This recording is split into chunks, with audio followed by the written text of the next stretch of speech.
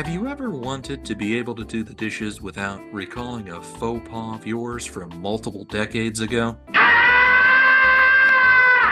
Or complete a load of laundry without thinking about the girl you held hands with once in middle school while watching Dickie Roberts in her parents' basement? This is nothing fun! How about being able to go shoe shopping for your kids without thinking about what happens after you die? What do you think happens after you die? I don't know. You're lucky. Well, you've just stumbled across the right video game music podcast, fella. It's Bit Harmony!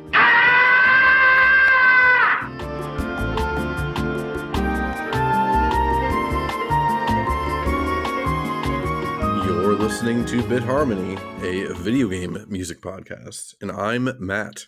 And I'm Seth. I don't have any good intros this episode, do you? Not really. I mean, I will say I should give a fair warning actually before we get started. I'm really excited to get into this episode. I had a lot of fun listening to the music and preparing for the episode. I'm really excited. However, there is a gnat flying around. So if you hear any, like, I hate gnats, dude. If you hear any, like, intermittent, I'm on a hunt of my own right now. And if you hear any intermittent clapping, it's me killing a gnat. So I do apologize about that in advance. That's thematically appropriate, so it's not a big deal. I was almost thinking something, like the Palicos, they always have all these meow and nya puns and something. Right. But like a video game meowsic podcast or something, but it wouldn't have been good. It wouldn't have been worth the few people understanding what I was even doing that are listening to this. They would have thought that, like, sometime over the past couple weeks, Matt just became a cat dude. The funny thing is, I've always been a cat dude, really, but just at heart. Yeah. Today, in case you weren't aware, in case you didn't look at the title of the podcast you actually downloaded, we are talking about a bunch of Monster Hunter music. So, unlike a normal episode of Bit Harmony or most episodes of Bit Harmony, we're not going to focus on one single game. We're not going to go on a deep dive into any specific Monster Hunter. We will talk about all the Monster Hunter games that are featured in this episode, but we're mostly focused on the music this episode.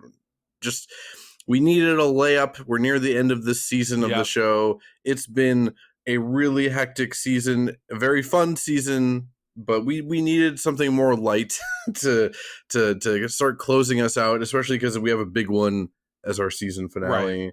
Right.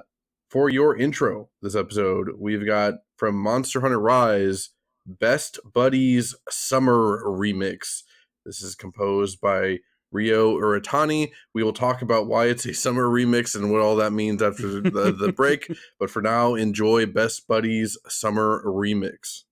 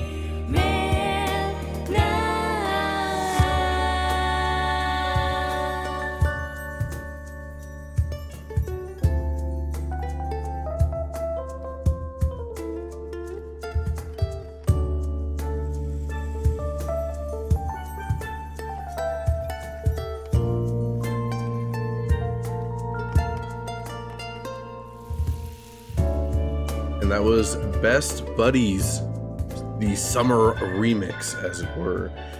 Like I said, this is from Monster Hunter Rise. It wasn't in the base game. Best Buddies was in the base game. That was like the Palico and Palamute raising area in the base game of Monster Hunter Rise. This remix came in as a paid DLC music pack. Unfortunately, Monster Hunter has really started leaning into paid DLC like this.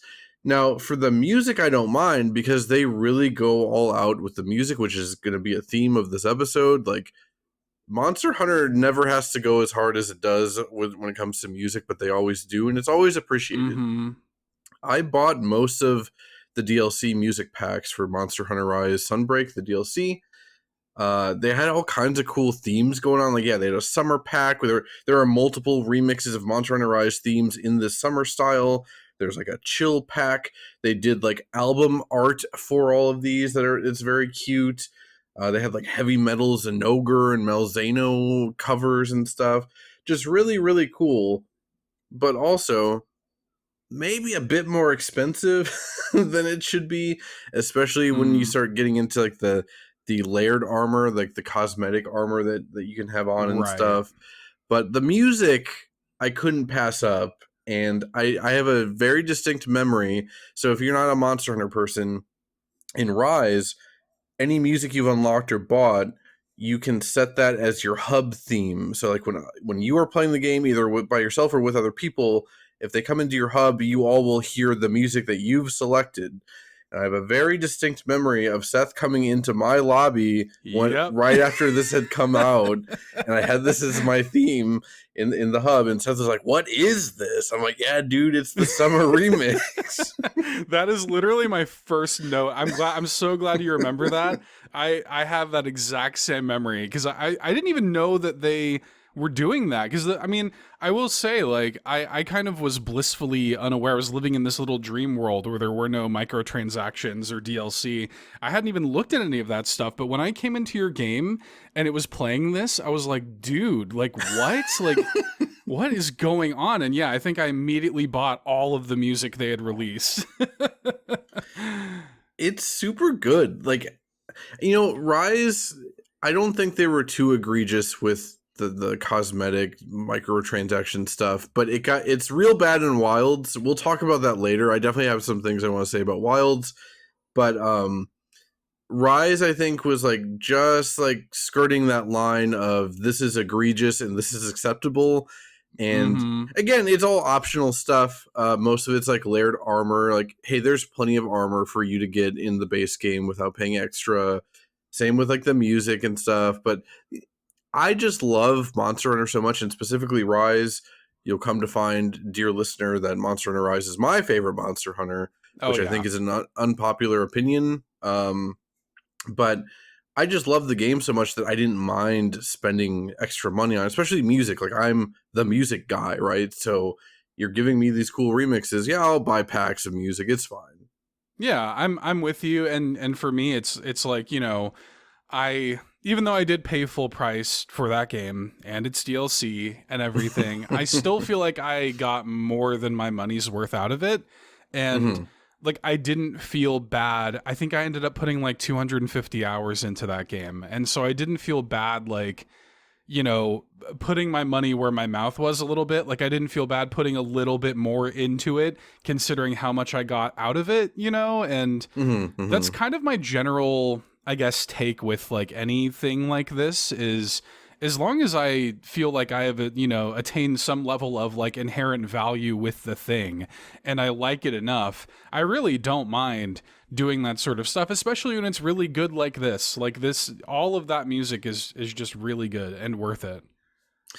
Yeah, I think I say some. I think a lot of gamers out there have this real like spreadsheet mentality of like, I'm being ripped off. Like, if you're asking me to spend anything more than the minimum, I'm being ripped off. And again, that can be true. I'm not denying that. There's plenty of examples of games that are actually trying to rip you off. Again, I would maybe make the argument Monster Hunter Wilds is trying to rip you off. Sure. But again, this is all optional and it's not a big deal. And yeah, Seth is pretty plugged into this stuff. and put hundreds of hours into Monster Hunter Rise and didn't even realize that they had this stuff. So it's not Right. like they're not beating you over the head with it. But I did think it was worth noting that, especially because, again, I think they've started leaning into it more and more, and it is starting to turn me off of the series. But we'll get to that when we get to Wilds. When it comes to the actual song, I don't have much to say about Best Buddies Summer Remix. Best Buddies in the base game, like the normal version of it, is this super bittersweet to me song with like children chorus vocals going on. Right. So it's cool that they did this style for a remix. I mean, it is still like kind of nostalgic and bittersweet to me, but not nearly as like over the top, so I guess. Yeah, it feels kind of, I mean, it does feel summery. It feels like kind of hangouty a little bit. It's got like all those, you know, it's got those summery sounds that you come to, like if you're making a playbook of like what should a summer remix sound like, it should probably have ukulele. It should probably have marimba. You know what I mean? Like it should probably have that stuff. And so it hits all those notes. But also, I really love it. And Monster Hunter does this. We'll talk about this a lot over the course of the episode. Like they do some weird stuff with music sometimes, and I love it. Like I love how this song has like whistles and snaps and, you know, really like deep, like chunky bass, like brain tingly bass in there. And then you have like your little moment, I have it tagged at 141, little like instrumental break with like ukulele and key solos like at the same time. And I don't know, that kind of stuff, like it feels very musically interesting. And again, it could have been a much more simple remix than it was, and I appreciate that it's a little bit more interesting than you would expect it to be. Yeah, and also I hadn't listened to this in probably at least 2 years, and I kind of almost forgot that these summer remixes and the chill remixes and stuff even existed. So, like when I was just going through the soundtrack, I'm like, oh god, the summer remixes! I can't believe I forgot about these, and I was like genuinely excited. And like we talked a little bit about this before we started recording, like this is just such a pleasant episode to make notes for and listen to the music for. Like it was just, even though, you know, to be clear, not all these songs are going to sound this fun and light and whatever, but like it was still just fun, like revisiting all this music. Like it hasn't even been that long since Rise even came out. It's only been like 4 years, and the DLC was like a year after that. But like it's been just long enough to where I'm like, oh yeah, like I miss this. I really miss this. Yeah, it left me with a good feeling, like going through all of this stuff. And yeah, we'll talk about as we get deeper in, but there was some stuff that I was like, I was surprised, like hit me on an emotional level, like more than I would have thought going in. And it's just nice, man. I'm glad that we're doing an episode like this. And also, I do kind of, I have one regret already about this episode. It's that we did not do a Monster Mash parody for the Monster Hunter Mash. That would have been too laborious probably to produce right now, but it would have been very good had we had the foresight to do it. Yeah, the thought had occurred to me like a couple weeks ago when we first landed on this, and yeah, there's just too much going on outside of the podcast right it would now. Be too much, but you could imagine it. Like we could have written some. I was hunting Magnamalo late one night. I mean, hey, one of the main songs I wanted in here that we couldn't quite fit was the Malzeno theme, which has like very vampire-y vibes going on. Yeah, I thought about it. I thought it also would be very funny to have Boogs doing like that voice for it. Yeah. It would have been good. Hey, we'll revisit some of this. There was so much good music we had to cut. I'm kind of down with doing a Monster Hunter Mash 2 in the future. We could do a volume 2. Yeah, for sure. Maybe we'll get to do that in the future. But did you have any other notes you had for Best Buddies Summer Remix? Nope, it's just really good. And the what is this in all caps, I do remember saying exactly that, and I had that in my notes. It is what I associate with this song now, is like that reaction and just being able to be the one to introduce you to all this cool stuff.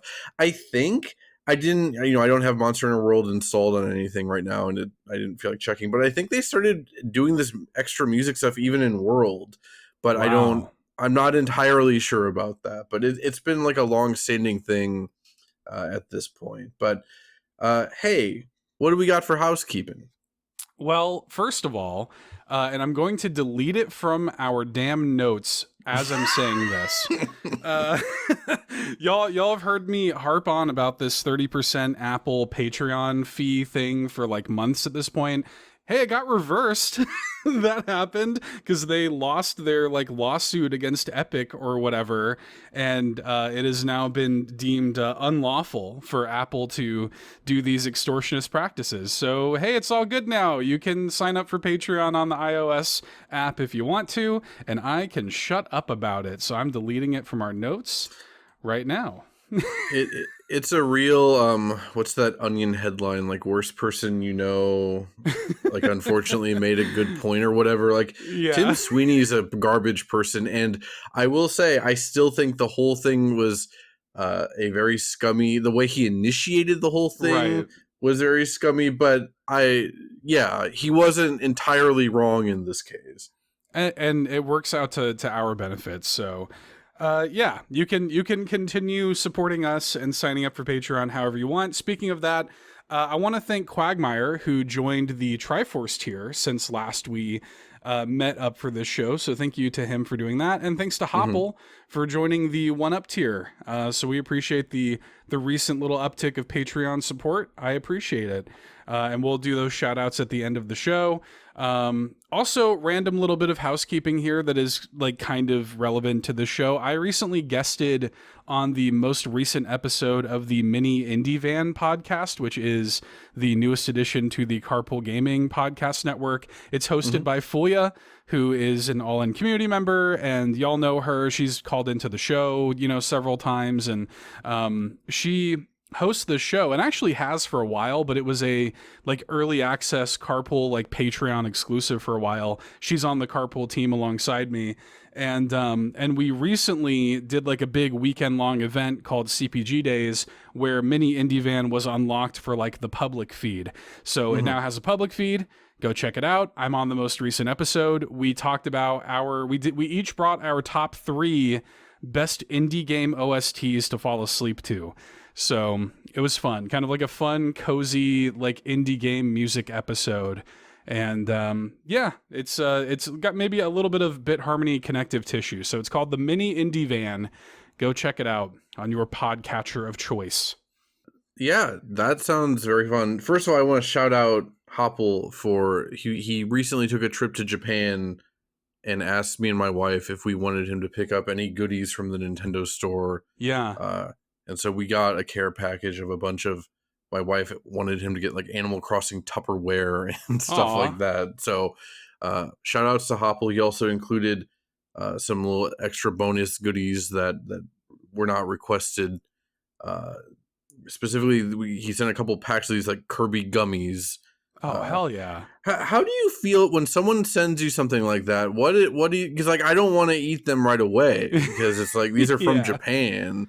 But like I want to eat them. Like what's the statute of limitations on when I can eat the imported forbidden candy? No, I eat them. I mean, for me, I get it, but I'm also like, I mean, what is it, a collectible? Like, no, I'm gonna eat it. You know what I mean? And I'm definitely gonna eat it. I don't want to eat it within the first like day of it getting here, kind of Sure. thing. Sure. Yeah, you don't want to rip open the package and just immediately inhale the Japanese Kirby gummies. I understand like wanting to be a little precious about it. Take your pictures or whatever you want to do, and then like go hog wild, man. It's the Kirby way. Just rip open that package and just inhale those gummies. I would be curious to know what they taste like. Well, I'll let you know probably by the next episode of this podcast. We'll have an update on that. Can you tell me what was one of the best indie game OSTs to fall asleep to that you brought to the discussion? So we each brought 3 for like the proper list, and we brought a couple of our honorable mentions. I did bring up the Prescription for Sleep Stardew Valley OST just because you kind of have to for that. One of my honorable mentions that I was pretty proud to call, and I would actually love to do like a proper episode of this on this show, is the Bug Snacks OST. Like I know everybody thinks of Bug Snacks and they think of like it's Bug Snacks KKB theme song, and it's great. But the actual like soundtrack of Bug Snacks is really good, like just on its own. And I think it's maybe a little bit underrated. So I talked about that. But yeah, go listen to you'll get my full list on the episode. But those are a couple of the ones I mentioned. Mm-hmm. No, that's fun. My brain, like on the spot, I wouldn't be able to think of something like anything as an answer to that. But yeah, I was trying to think of like, what are some good indie game OSTs to fall asleep to? But yeah, I hadn't thought about the prescription for sleep stuff. That it literally is in the title. Yeah, it's made for it. Yeah, I brought up Tunic also.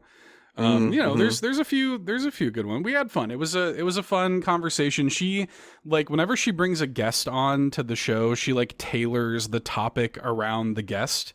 So she wanted me to come on the show, and she was like, what is a Seth ass topic for this show? And so she picked music. That's pretty much it, dude. Those are like the two things I probably spend the most time doing at this point. Yeah. So yeah, check it out. It's called the Mini Indie Van. It's out now on all of the podcast feeds. It's a fun show. It's monthly.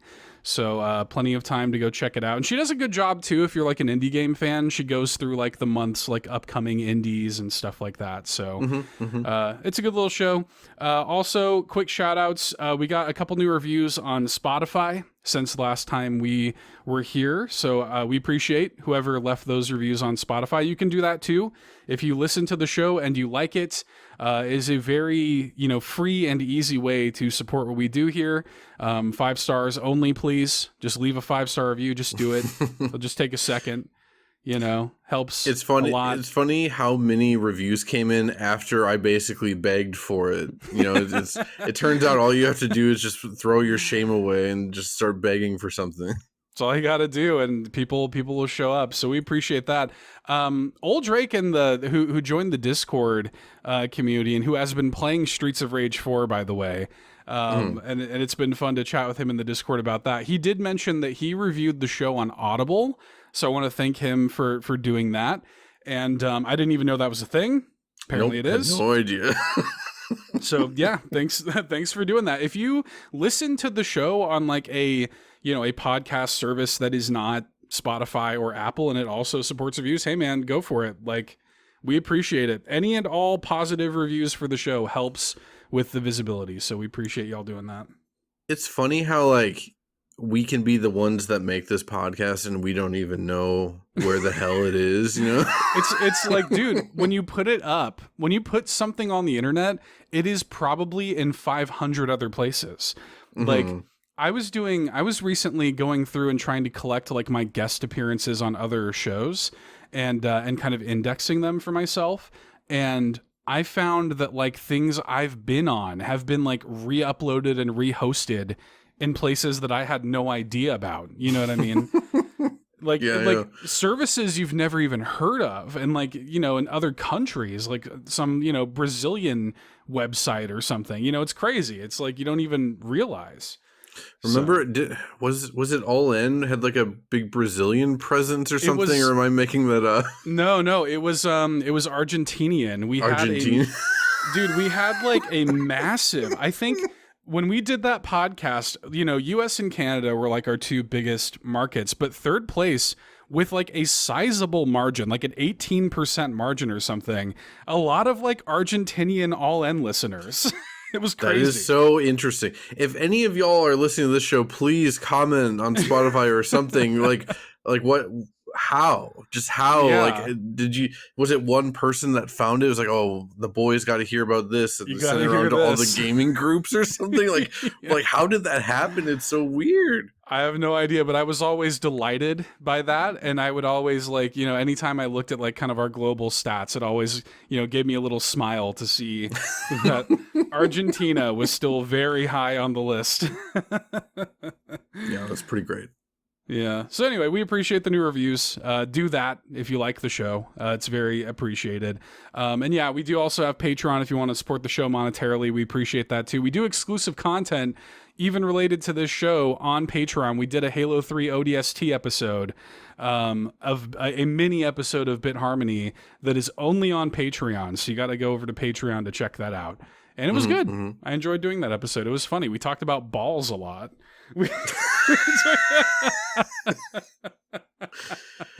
I mean, at this point, yeah, I feel like that would describe basically any episode of the show. Oh yeah, the Kirby episode was great. We talked about something completely irrelevant the whole time. Like it's that's just the show at this point. Yeah. So I'll leave that as a tease if you want to check out the Patreon, find out what that's all about. You gotta spend money to see what the balls are about, I guess. Yeah, that's right. So yeah, check that out. I think that's it for housekeeping. I think.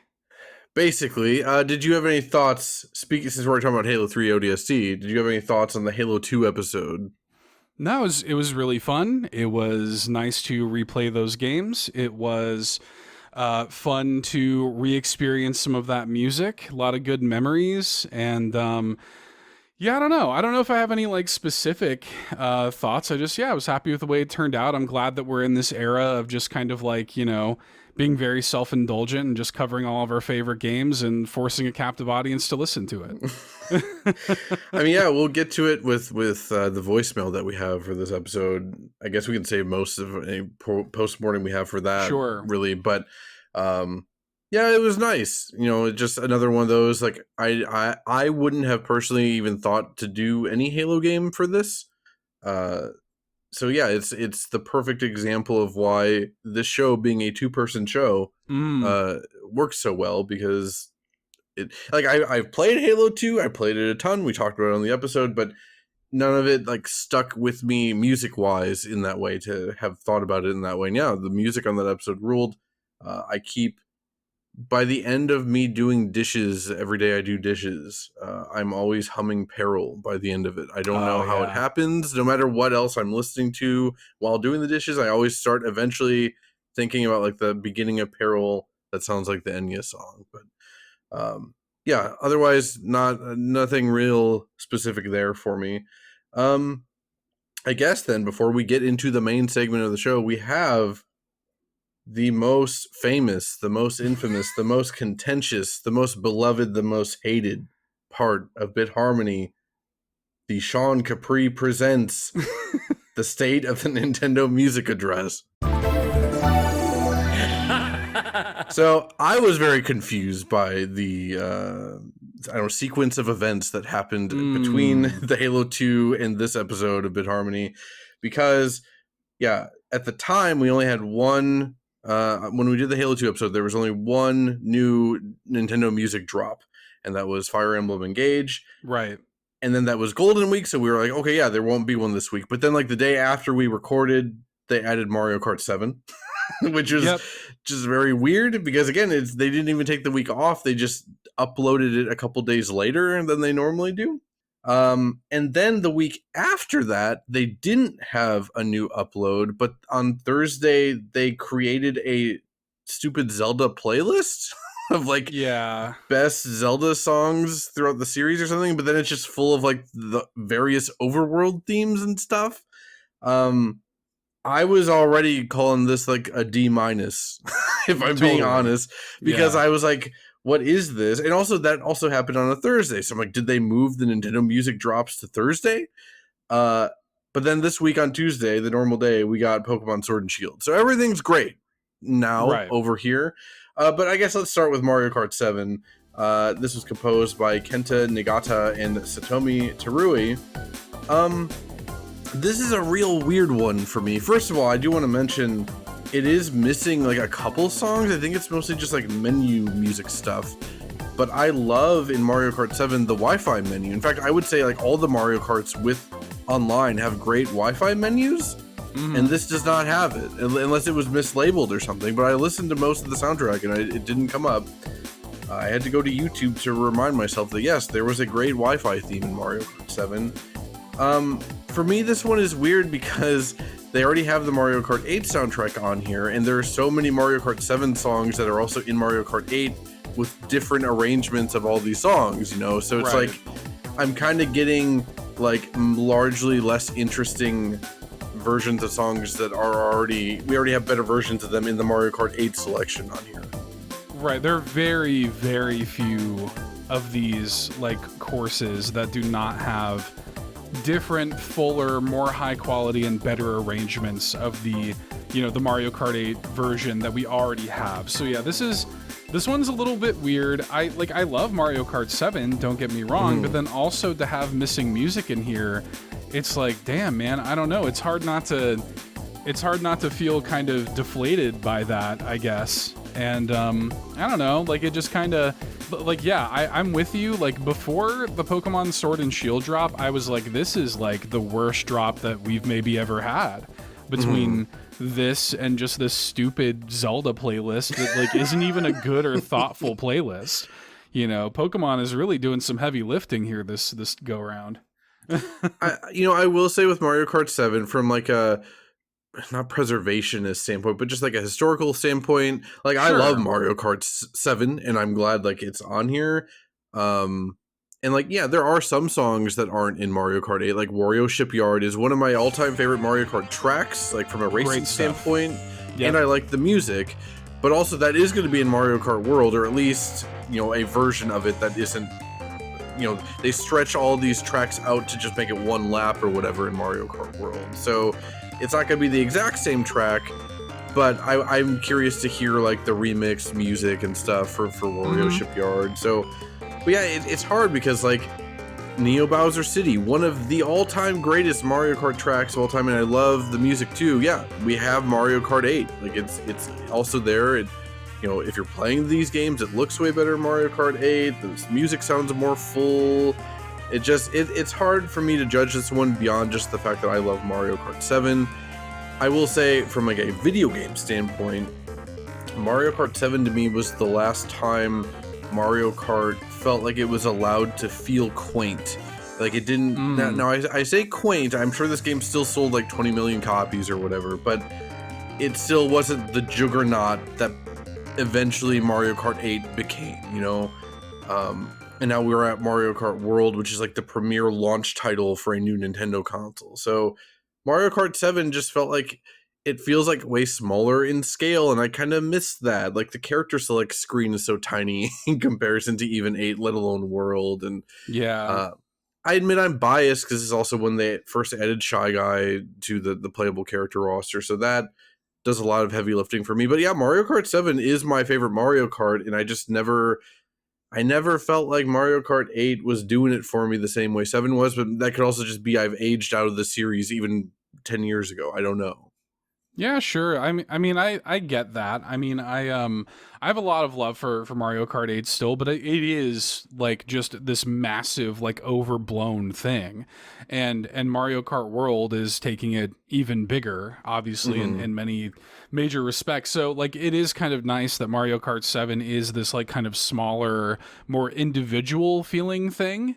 Because even like I've played Mario Kart World, and like even it, like as different as it feels with some of the new additions they've made to the game, like it does still just kind of feel like a souped up Mario Kart 8 with like new additions and stuff. Like Mario Kart 7, feels very unique and different and individual in a way that Mario Kart probably never really will be again, So yeah, I can totally respect it from like a game perspective, but as a Nintendo Music Edition, it's like, am I gonna add any of this stuff to any of my playlists? No. You know what I mean? Like I did add like the character select screen to my playlist. It's a great character select screen. I love it. But Mario Kart always has good, again, in general, good menu music, which is why I'm so mad that the Wi-Fi online menu music isn't in here. That seems crazy. Yeah, if that's not in there, man, that's a huge miss. That sucks. And it could be I missed it or it was mislabeled, but I looked like twice. Like first when it came out, or when it dropped, and then this morning, but while finishing up these notes, I didn't see it, but it's possible I missed it. If I miss it, I apologize for the letter grade coming your way in a little bit. But I didn't even write down anything in the Zelda playlist. It literally was like, overworld theme. It sucks. Yeah, overworld theme. Overworld theme. Yeah, it's dumb. It's a dumb playlist. It's not even really worth spending a lot of time on. Yeah, it's definitely not, but I will say, like, if we're already hitting a point where sometimes Nintendo's just going to upload playlists instead of full-on new soundtracks, this segment is not going to last that much longer because I don't want to spend time talking about that. But what sucks, though, is that I actually like the idea of it on paper. Just, I would want it to be more thoughtful and not so, like, it is the most milquetoast thing. Like, a 12-year-old on YouTube could come up with a better Zelda playlist than what Nintendo themselves have presented here. Dude, I have it pulled up right now. The description is a curated playlist of the very best tracks from the Legend of Zelda series. Mm-hmm. Track order changes daily. This is the curated playlist of the best music in this franchise. Includes Galloping Day from Breath of the Wild. Like, okay, I mean, it's iconic kind of with the like.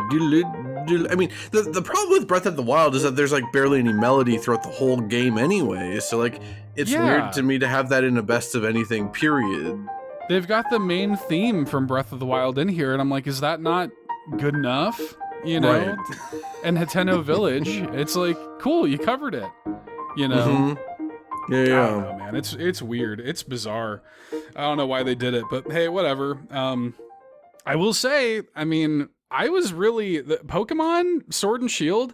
Like, I was pretty impressed by this, and I feel like Pokemon Sword and Shield has come out just long enough ago that like I have forgotten a lot of this stuff. You know, like I put a ton of time into that game, and I was like, man, like I'm struggling to remember like some of the themes of this game other than just the battle tower, you know, like that's the main thing that I remember. And like the, you know, the champion battles and like the vocalized themes and stuff.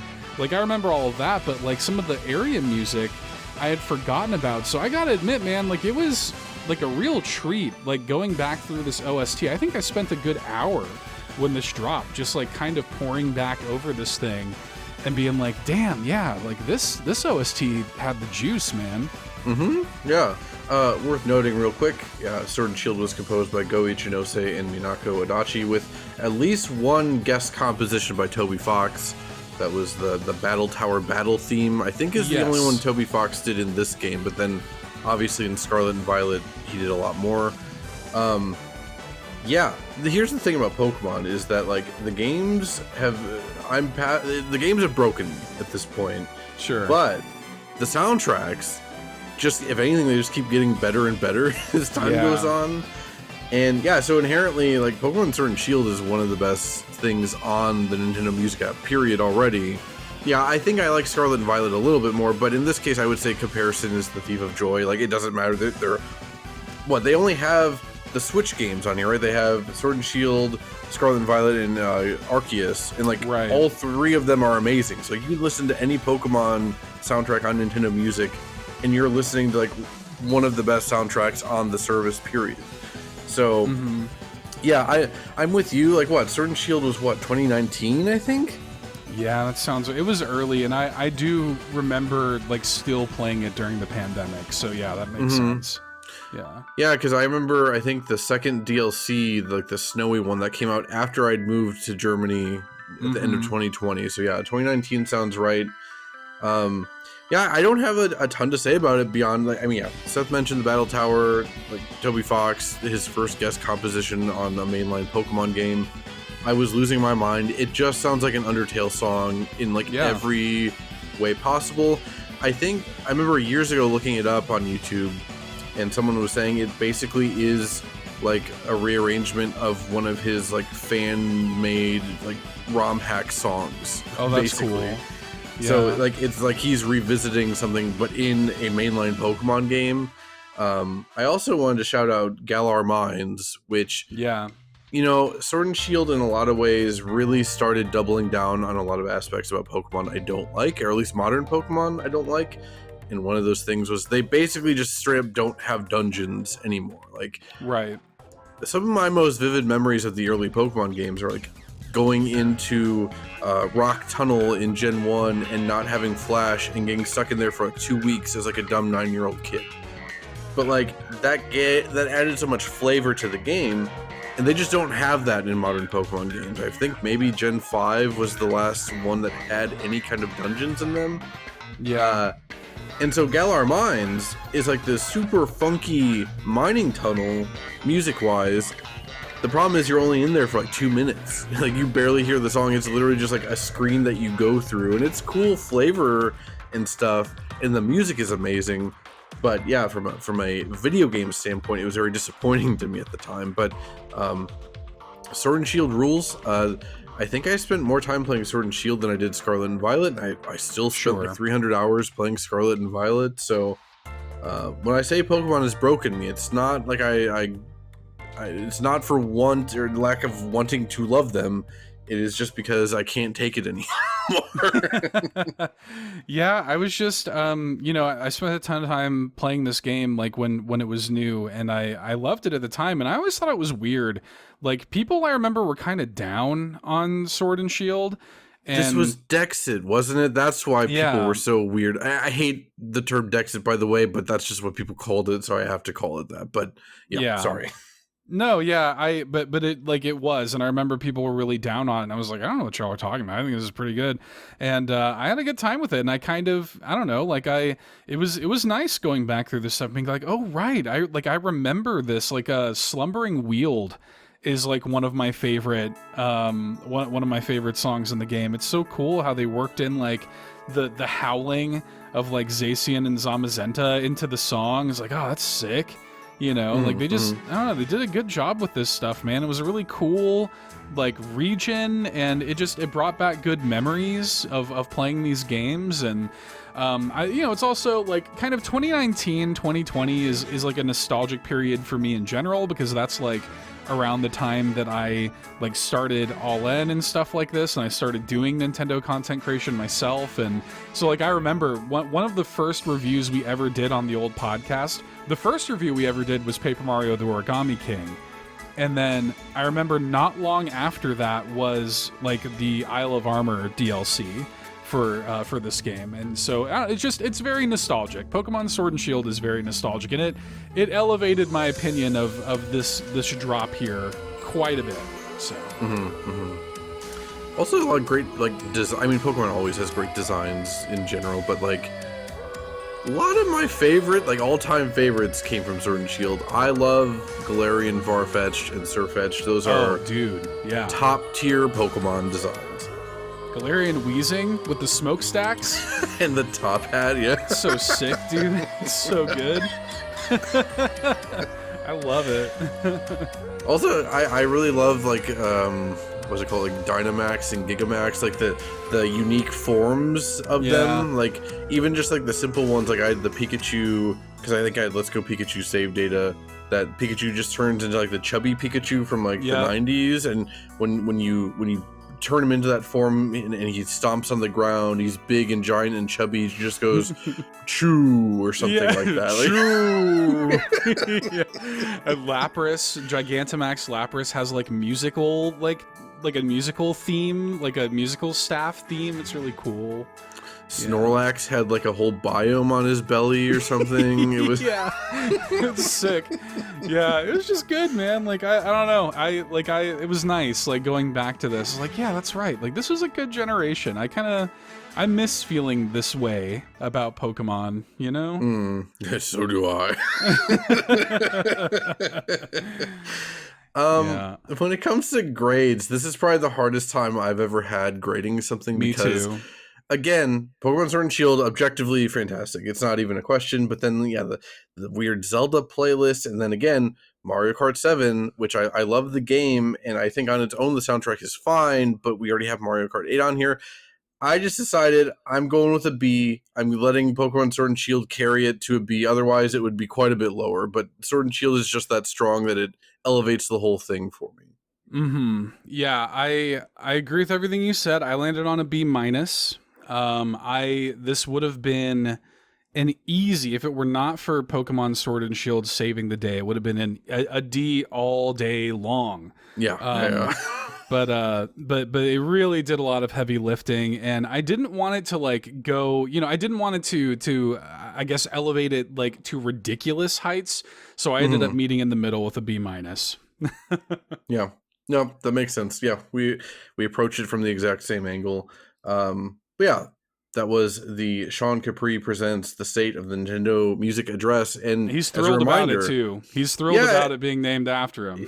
yeah, he's the official sponsor of this segment.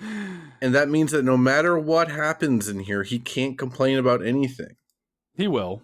He still will. No, Don't he worry can't. about it. It's impossible. With that said, let's go on our first real break of the episode. As a reminder, this is going to be a music-oriented episode, so past this point, there's going to be more music breaks than normal. For your first break, we've got the Village of Winden Meadow, Berna Village from Monster Hunter Generations, composed by Ryu Uratani, and Cold Blues and Flaming Reds from Monster Hunter Rise. That was composed by Satoshi Hori, and we will be back.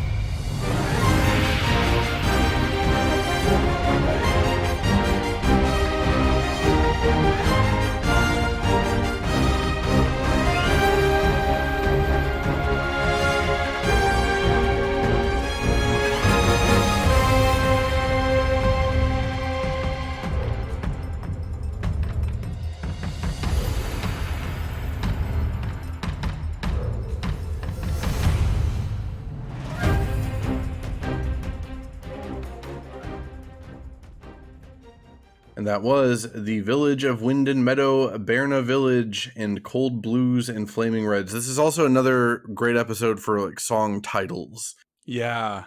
I didn't really realize until now that like every village, or mostly every village, and like every monster theme has like a title before like the village or monster name, which is very good. So I kind of want to ask you what you thought of Berna Village first, because I don't think you've only ever played World and Rise. Is that correct? So, okay, I guess my brief Monster Hunter history. When the first game came out on PS2, I remember the narrative around it from what I remember was like, oh, that's that weird Japanese game. Like if you like Monster Hunter, you play weird Japanese games. Was like the vibe that I remember that having. And also, like in the early to mid 2000s, there was definitely like a lot of like racist like kind of connotation around like gamers. Like a lot of things are being reduced to that's that Japanese game, and over in Japan it's all just crazy and brand, you know, and there's like the vending machines with panties in them, and you know, and stuff like that. And that was like the whole ideology, I feel like, with gamers around Japanese made video games back then, despite the fact that a lot of people were growing up on Japanese made video games, where the whole industry comes from. And anyway, so I remember that being like kind of the thought process that a lot of people had behind Monster Hunter when it came out. And it seemed like it was like for only the hardest of the hardcore, and I was always intimidated by it. But I remember trying it, and like I think I might have like rented it or something like that on PS2, and I was like, yeah, nope, not for me. And I brought it back. I think I spent like maybe a weekend with it, and it didn't click. Then I played one of the games on PSP. Was it like Freedom Unite or something like that on PSP? One of those. I'm not sure exactly, because I didn't get into it till Generations. I know there was like Monster Hunter Duo that might have been on PSP also, maybe. And then maybe it was Freedom Unite. I'm not sure. Yeah, I played one of the PSP ones, and again, didn't really click. My cousin and I got one of the 3DS ones, maybe Generations or 4 Ultimate, or one of the 3DS games. My cousin and I got that, and we actually played it for like 20 or 30 hours together and had fun with it. But again, I didn't really like click with it. It wasn't until World came out that like I played that, and we'll get into this a little bit more later, but like I had my moment with World where I was like, oh, like I get it now. And I spent, you know, hundreds of hours with both World and Rise. So it's been cool for me going through some of the music that you chose for this episode from games that I like haven't played and I'm not familiar with, or music that I haven't heard in a really long time. Because it feels like I'm getting like a little bit of a walk through the series, and yeah, stuff like Berna Village. Like, which game is this one even from? I don't believe I've played it. Yeah, this is Generations. This is like the very starting village of Generations. Yeah, it's a great song. Like it, you know, Monster Hunter just kind of knows how to do these village themes, man. Like these, they're all really good. And you know, it's funny because my first note here about this song is it's got a Traverse Town kind of energy to it. Like like the strings of it, those twinkly like swells, it kind of gives Traverse Town to me. There's a couple songs that kind of remind me of Kingdom Hearts music a little bit. But then yeah, you've got the little snaps, you've got the acoustic guitar coming in that like kind of underscores everything, and it feels like I feel nostalgic for a game that I've never played listening to this, you know, like we've talked about this before with stuff like Traverse Town, or like speaking of Pokemon, like Jubilife Village in Pokemon Legends Arceus. Like sometimes like they can just tap into that feeling and that emotion, and like you can connect to it on an emotional level sight unseen. Like I feel like I've been here before. It feels like home to me, you know, even though it literally isn't.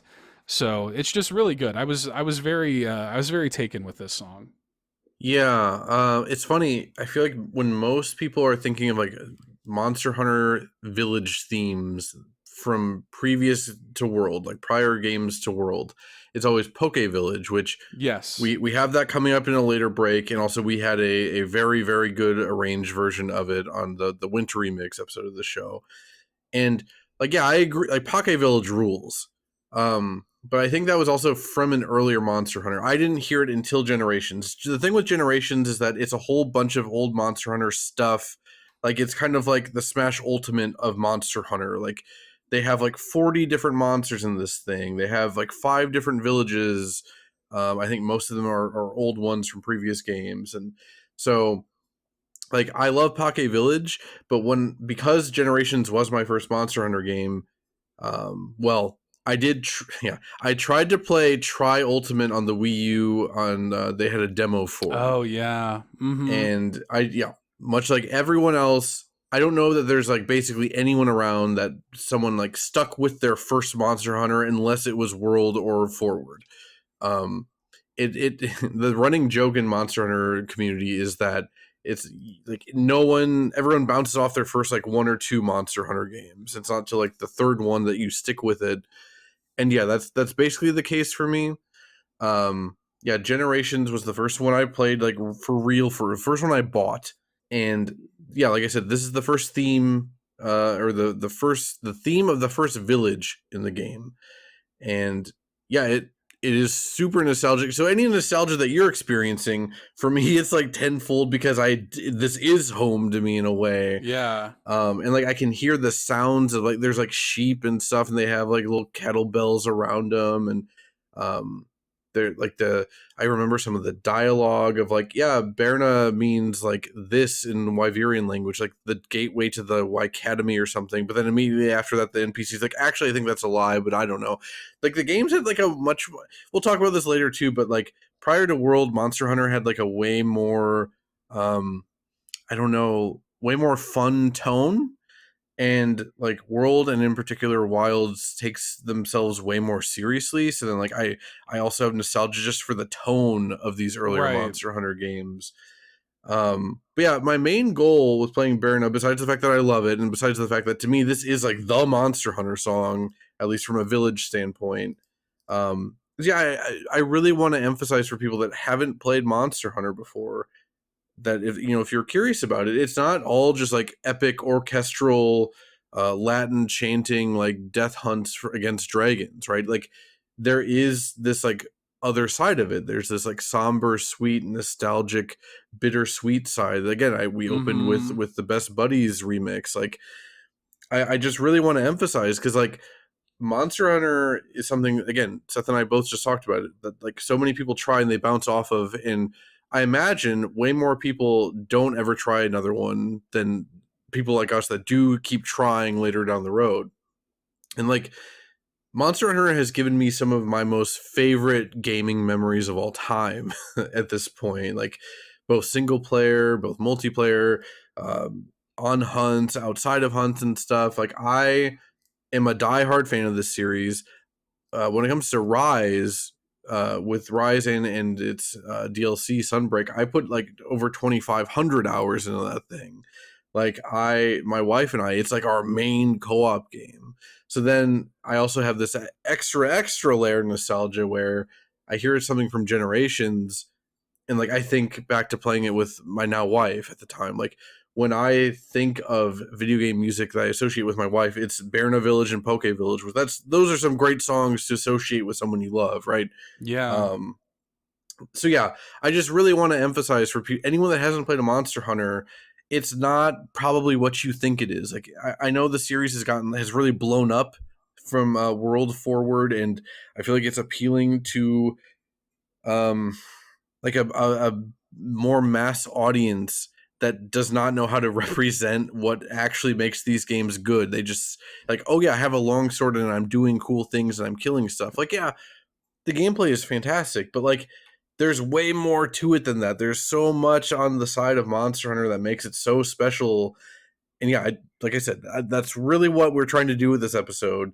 It's also, I swear we're going to get back to the music in a second, but one of my main inspirations for doing Bit Harmony in the first place, I mentioned it before, VG Empire. It's a now defunct video game music podcast, but the main host of that, he actually worked at Capcom, and the reason I bought Generations on the 3DS in the first place was because they did a Monster Hunter episode. So if there's even one person in the world that I can convince to try Monster Hunter, with this episode, I would love to have that happen. So that's my main goal with this episode, is to really underline what makes Monster Hunter special, especially musically, right? Because again, we're not doing a super deep dive into any particular game. But yeah, hey, I just love Bear in a Village. Seth already covered a lot of what I love about it, but I don't know, anytime there's like castanets and stuff, like I just love clicky stuff like that in songs. And yeah, Seth nailed it. It just feels like home.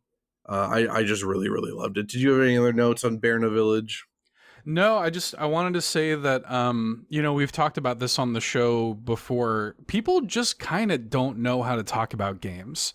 You know what I mean? Like, it actually is really rare to find somebody that can like talk about, and I'm not even trying to like, prop ourselves up too much or whatever, but just, it is rare to find people that can speak about games intelligently, that actually like services the game, because people just simply don't want to spend the time to do it. People want to get to the lowest common denominator, convey the most amount of information they can as quickly as possible. And it really does a lot of franchises a great disservice. Dark Souls is probably the number one example of this, of people who are like, I will never play these games because I've heard how impossible they are. And I'll never play Monster Hunter because I've heard this about it or that about it or whatever. And it's really unfortunate. Don't get me wrong, like post-World, the Monster Hunter franchise has been like extraordinarily successful. But like, look at how long it took them to get there. I mean, there must have been like, 10 plus Monster Hunter games before World came out, before it really like became the big success it is today. And I understand that there is like some objectively like obtuse systems or mechanics, and that World kind of smoothed a lot of those rough edges, but I'm kind of with you. Like, even in the limited time that I spent with the pre-World Monster Hunter games, like there is a tone and there is a vibe to those games that like is a little bit more silly. Even like the font, like even something as simple as that. Yeah. Like it looks kind of goofy. It looks kind of like tribal a little bit. And like, I feel like Monster Hunter Stories maybe captures a little bit of that, but like the core franchise has really moved away from it. And, as accessible as Monster Hunter is now, and it still has some of that tone, you're right. Like it's lost some of it along the way too. And I don't know. It's interesting. Like when I think this is probably natural when you cover and think about and consider like a franchise with this much history. It's going to ebb and flow. But I do hope that people feel encouraged to give Monster Hunter a chance, after listening to this, because there's a lot going on here. And I'm with you. For years and years and years, I didn't think it was for me either, Yeah.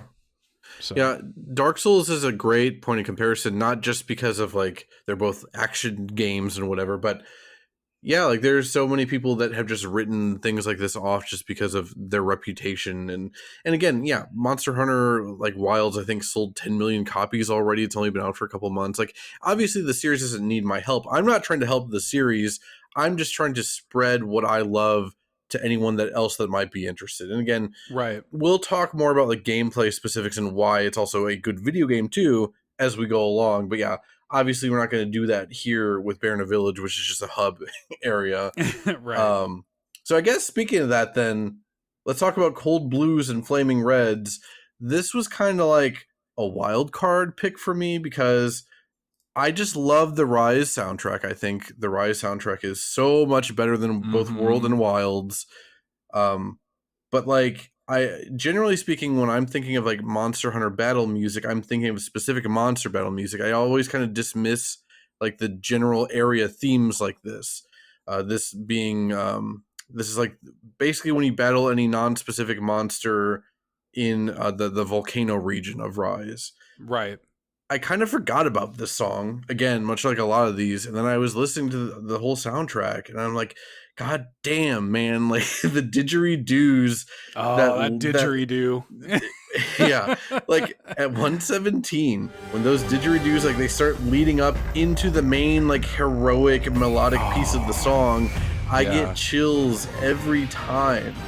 I just love it, and it's cool too because, Monster Hunter, there are times some songs are very, very melodic, and then other ones way more atmospheric and orchestral and whatever. But like this song manages to nail both of those parts, even though, again, that heroic little bit, it's only like, what, 10 seconds or something? But I have such a vivid memory of a Switch capture when Rise first came out of me solo fighting a Rathalos in the volcano region with the insect glaive, and I'm jumping and flipping all over and I'm avoiding all of his attacks, and then I do an air dive at him and cut his tail off in midair while that heroic portion of the song is playing. And like, it is one of my favorite gaming like moments of all time. And it's such a, that's the thing with Monster Hunter, it's all based around farming and repetitions. Like, you could have those moments all the time, but yeah, that first moment for me of doing that, it's beautiful, man.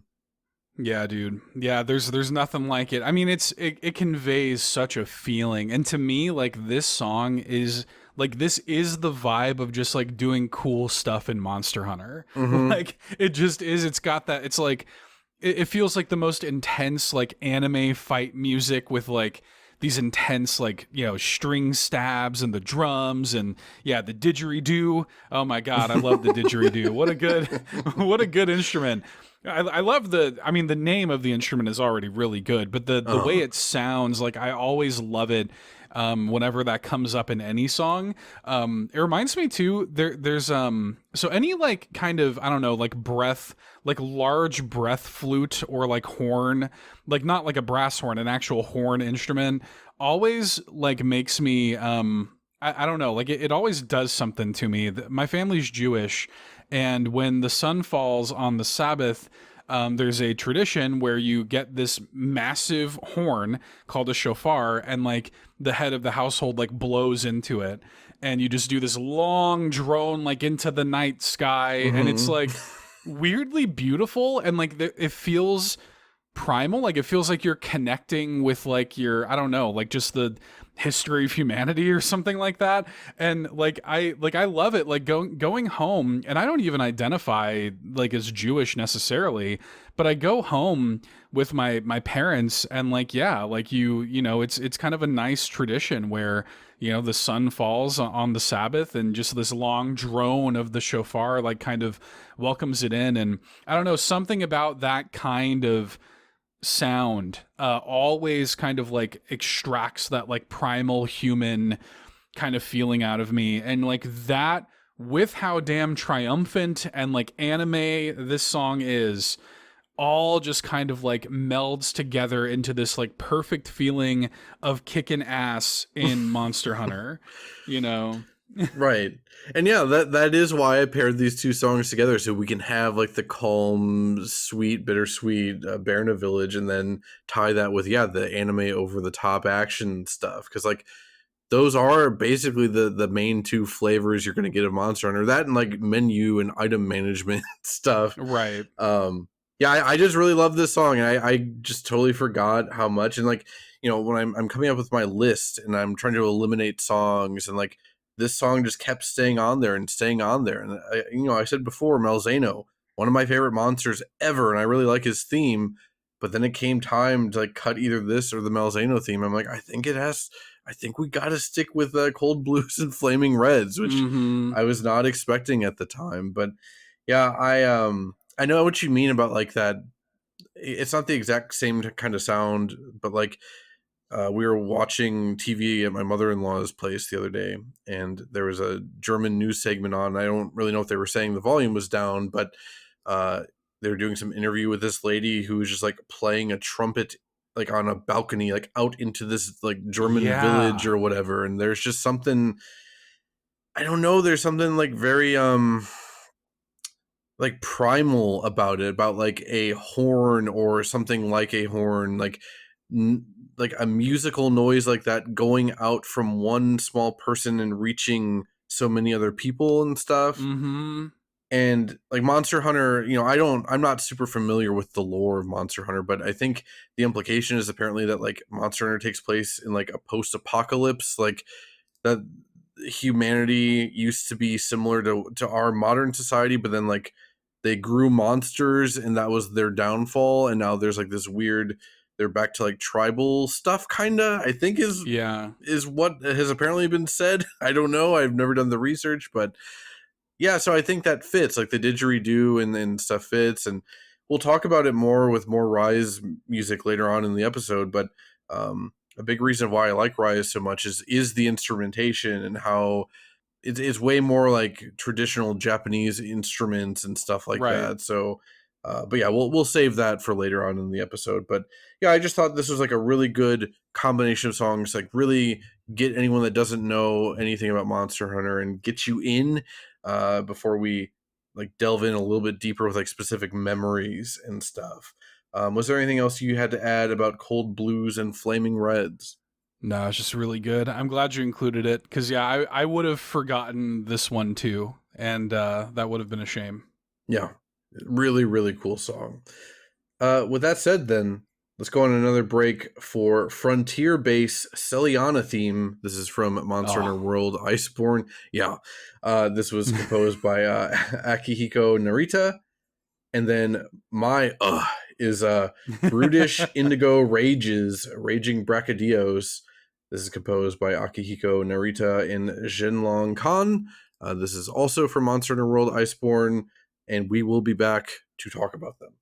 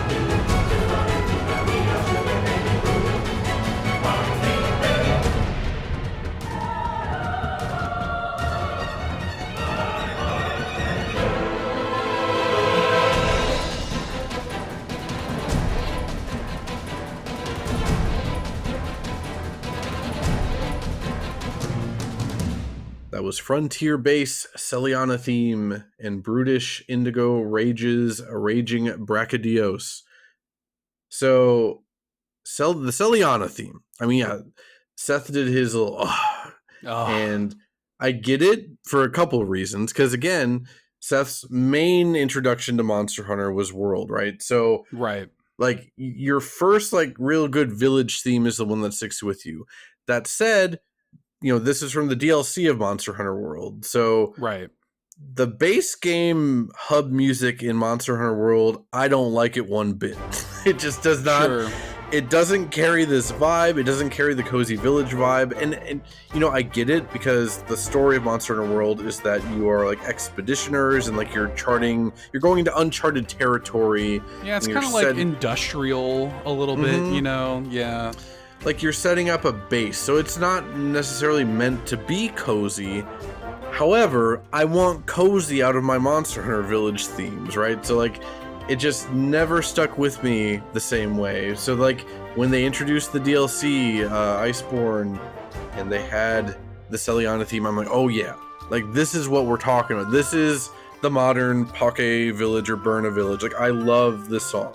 Yeah, no, this one got me. This was the one, like, I was surprised how emotional hearing this song again got me. Like, I loved Iceborne so much. Like, it was so good. Like, I have a really special memory, because like my cousin and I, we used to be really, really, like, we played everything together.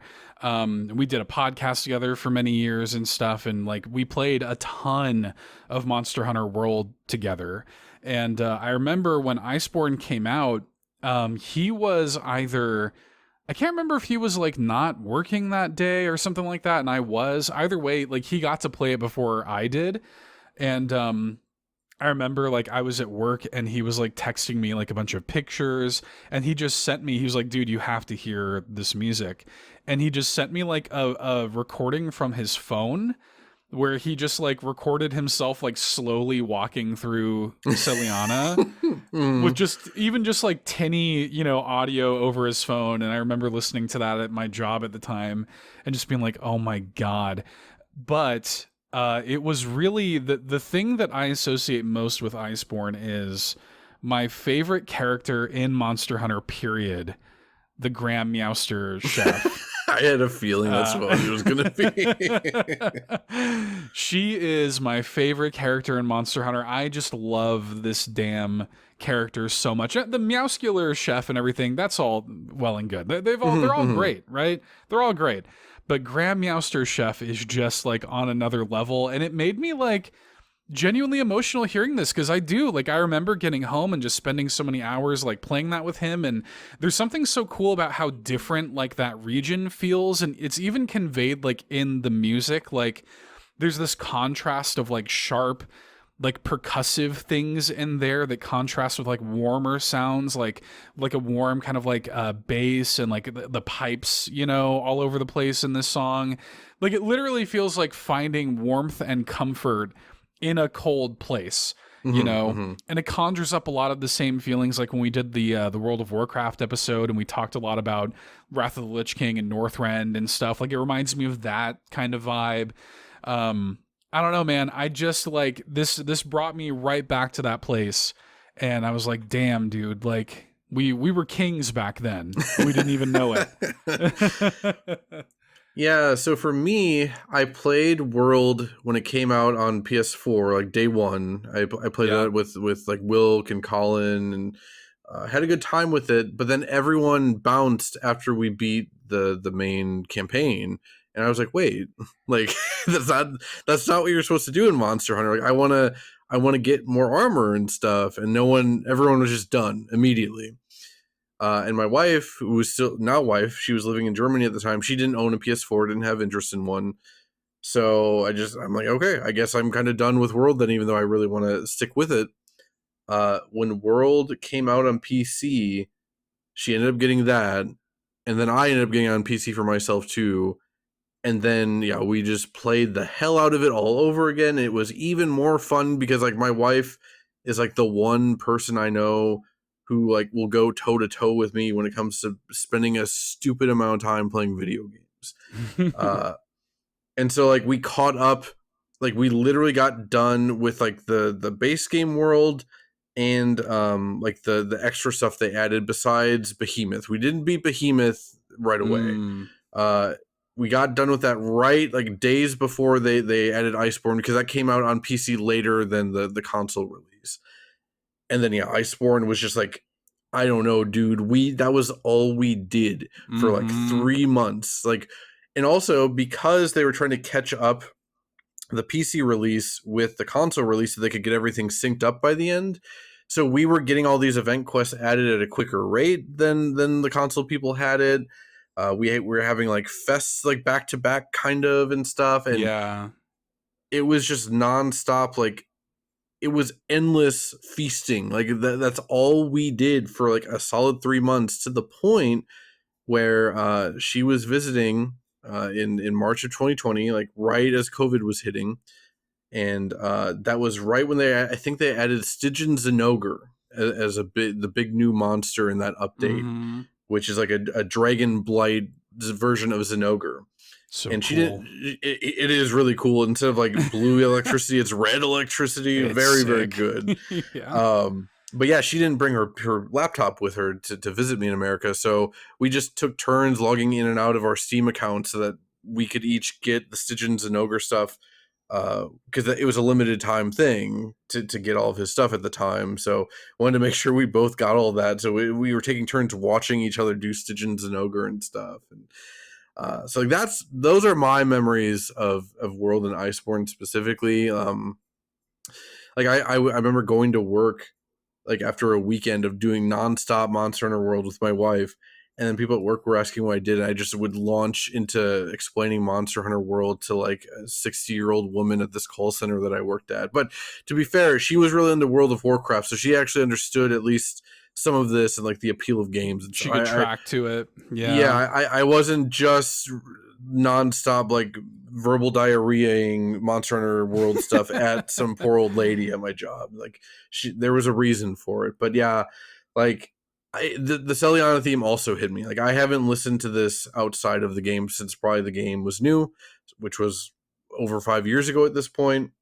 Yeah, this is probably the song I was most nostalgic for on this whole getting ready for this episode thing. So it got me, dude. Yeah, I was not really ready for it to get my ass like that. It was definitely like it took me back to a place, and I even remember like all the stupid little things that like my cousin and I used to have, these little vocal stems we would say to each other, like anytime we saw like a puke, we would just say it like a puke, you know, like we would just do like little stupid stuff like that. Or like I told you about like how anytime we would see like Bezelgeuse, or however you're supposed to pronounce his name, we'd say it's basil juice. You know, I couldn't believe it when like the voice actors tried to tell me that it's Basilgeuse, because I'm like, no, it's basil juice. It's like a Beetlejuice thing for some reason. I don't know, but yeah, apparently it's Basilgeuse. Yeah, we would just like make like we just say these like dumb things like all the time, and I don't know, like we just developed this language. And you're right, like it was like on site, you know, like whenever one of us was logging in and we would see the other come online on PS4, it was like the next thing you would see was like one of us booting up, you know, Monster Hunter World. And it was just nice, man. It was just a nice time. And you just like I don't know, I'm nostalgic for like having that kind of time to even spend with it, you know, in a way that I just don't anymore. And yeah, it was nice. It took me back. And we actually, on the old podcast we used to do, we had a dedicated like Monster Hunter segment where we would talk about like what we've been doing in Monster Hunter. And I would always just play, like before Iceborne came out, I just played like the main village theme underneath us while we were doing the segment. And then when Iceborne came out, I swapped it to the Celiana theme. Of course. And so it also just kind of reminded me of doing that old podcast with him and stuff. I'm going to have to send him this episode, because I bet he would be nostalgic to hear this stuff too. Yeah, like I said, I really was not expecting the Celiana theme to get me as hard as it did, but yeah, because like I didn't even bother really listening to it because I'm like, yeah, we're gonna put the Celiana theme in here, of course. And then when I went to do the actual notes, yeah, I was genuinely getting misty eyed listening to it. Yeah, just really, really cool. Speaking of really, really cool, Brutish Indigo Rage's Raging Brachydios. Now this is a video game music. Yeah, dude. Yeah, dude. Like this is pretty handily. In fact, this is for sure my favorite song that we've got playing this episode. I'd go so far as to say this is my favorite battle theme in the entire series. I think I'd go so far as to say this is just my favorite song in Monster Hunter, period. So yeah, you played Iceborne and stuff. Do you remember the Raging Brachydios fight specifically? I remember like the last stand fight to the death kind of vibe of it. Yes. So I'll try and set this up for anyone that doesn't know who or what Brachydios is. Brachydios is like, I don't know when he was first introduced, but he's like a long-standing, been with the series for a long time monster. I heard Seth get the Nat. Sorry, I got his ass. I did get his ass. His guts are all over my hand. I got him. Okay. You played the long game there. No, it's fine. It's fine. Again, we're talking about Monster Hunter. I've been eyeballing him this whole time. I've had eyes on him, but I haven't had the right time to strike until just now. Until we're talking about Raging Brachydios. The Latin chanting was the last thing that Nat heard as the hand approached. Yeah. Oh, it felt good to get him. All right, sorry. Continue. No, you're fine. So yeah, Brachydios is like a recurring monster throughout the series. He is like a boxer T-Rex. Like he's kind of a T-Rex, but he's got like a weird like jutting forehead that's coming out like a spike almost, but it's not spiky. It's more like rectangular. And then he's got like his hands kind of look like boxing gloves. But his fists are actually covered in like slime, and not only is it slime, but it's explosive slime. So like he'll try and punch you, of course, but he also will like punch the ground and just leaves like spots of explosive slime for you to get blast blight on you if you touch it and stuff. And so he's already a super cool monster, but specifically the Raging Brachydios. So when you first start this fight, this was an event that they added as a free update in Iceborne.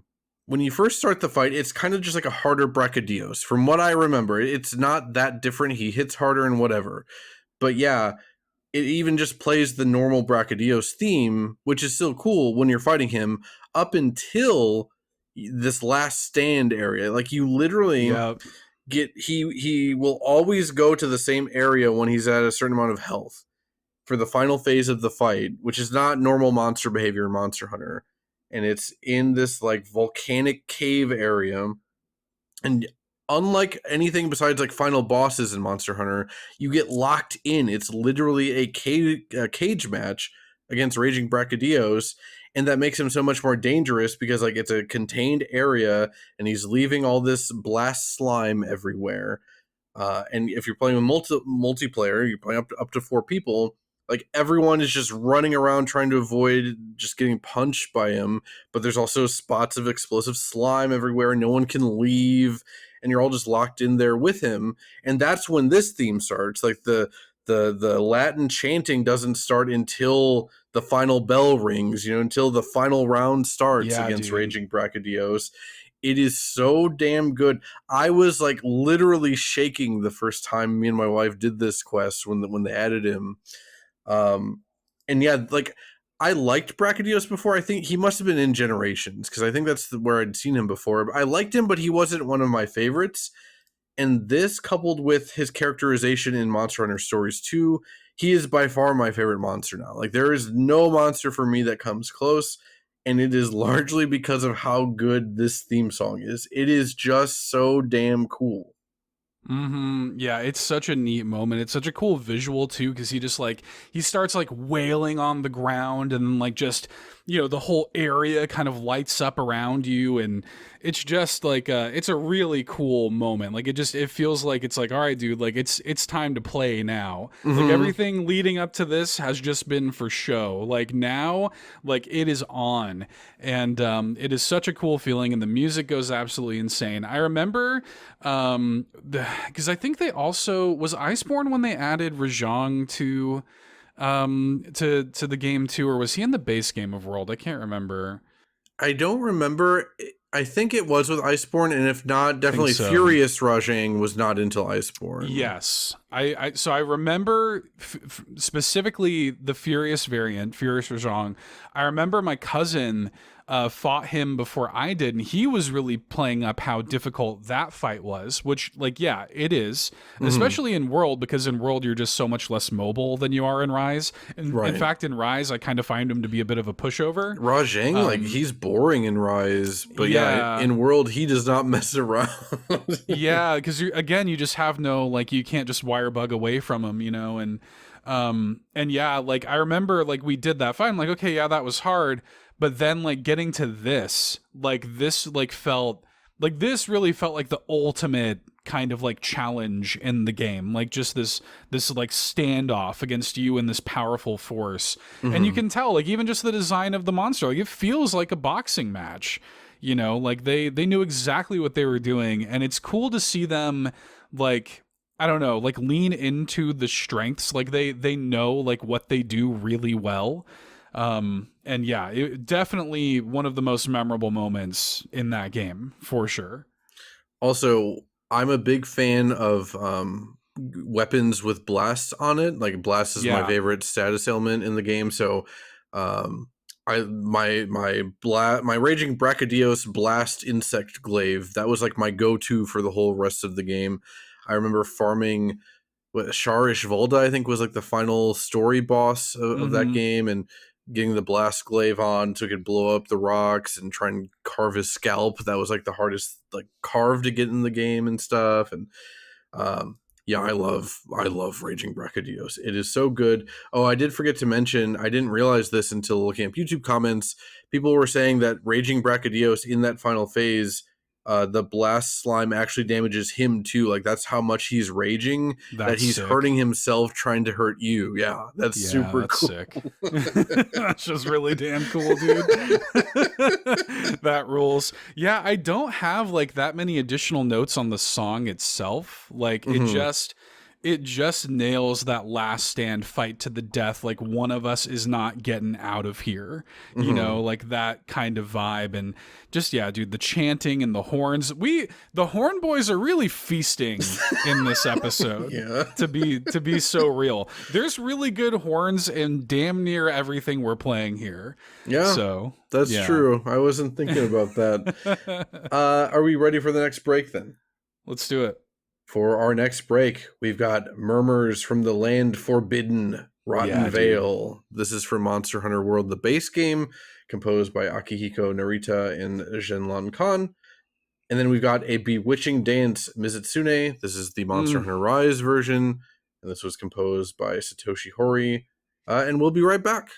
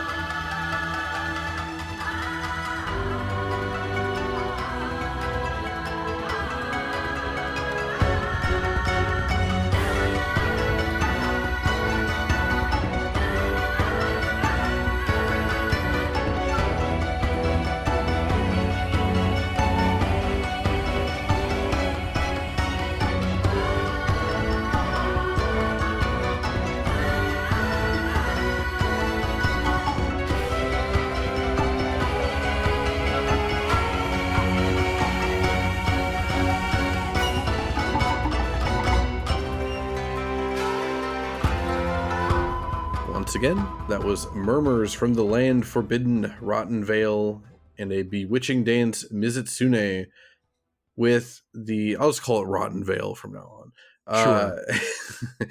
I remembered the song when you brought it up to me, but until that moment, I didn't remember it at all. And then the moment you said something about this, I'm like, oh yeah, this is that one with like the outer spacey sounding intro, right? Mm-hmm. Those keys, dude. Sounds so cool.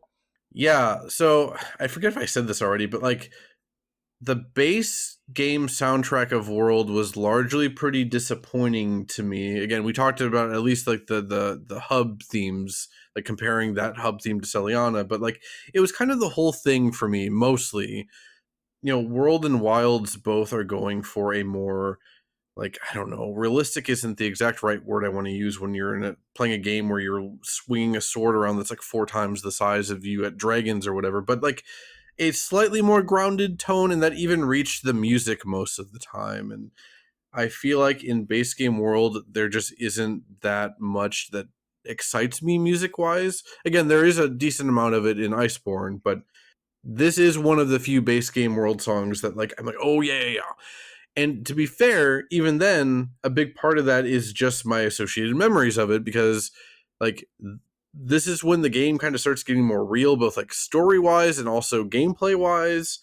Like this is where I remember the game feeling like it was taking a step up difficulty wise. I don't know if you feel the same about that. Yeah, no, this was, it definitely felt intimidating. Like it definitely felt like scary, like getting into this area that's all just like bones and like garbage and rot and stuff, as the name would imply. But even the monsters you fight there are so much, scarier. And I think for many people this is not unique to me, but I think fighting Odogaron here is probably very memorable for a lot of people. It's definitely where I felt like I really clicked with not just Monster Hunter World, but like just Monster Hunter in general, was like farming Odogaron in Rotten Vale. Like that's what this song makes me think about. Like it brings me back to that memory, because it's where I was like, oh, I think I get it now. Like I get why people are into this, Yeah, I what I see people talking about with World and like experiencing that feeling like of Monster Hunter finally clicking for them. For most people, it seems like it is Odogaron, and that's what it was for me too. Like I'd played a decent amount of Generations on 3DS before World, and I really liked the series already. But yeah, it was specifically fighting Odogaron. Now, I didn't farm him in this game. I don't think I wanted anything of his necessarily, if I remember correctly. But like it was specifically fighting him with long sword, and it just felt like a duel. So like Odogaron's he's a smaller monster. Not every monster in Monster Hunter is the size of like a truck or whatever. Like this thing, he's like a big kind of like skinless, like red wolf-esque thing, and like he feels dangerous in like a personal way that is different from like Raging Brachydios, right? Because like Raging Brachydios feels like a kaiju level thing.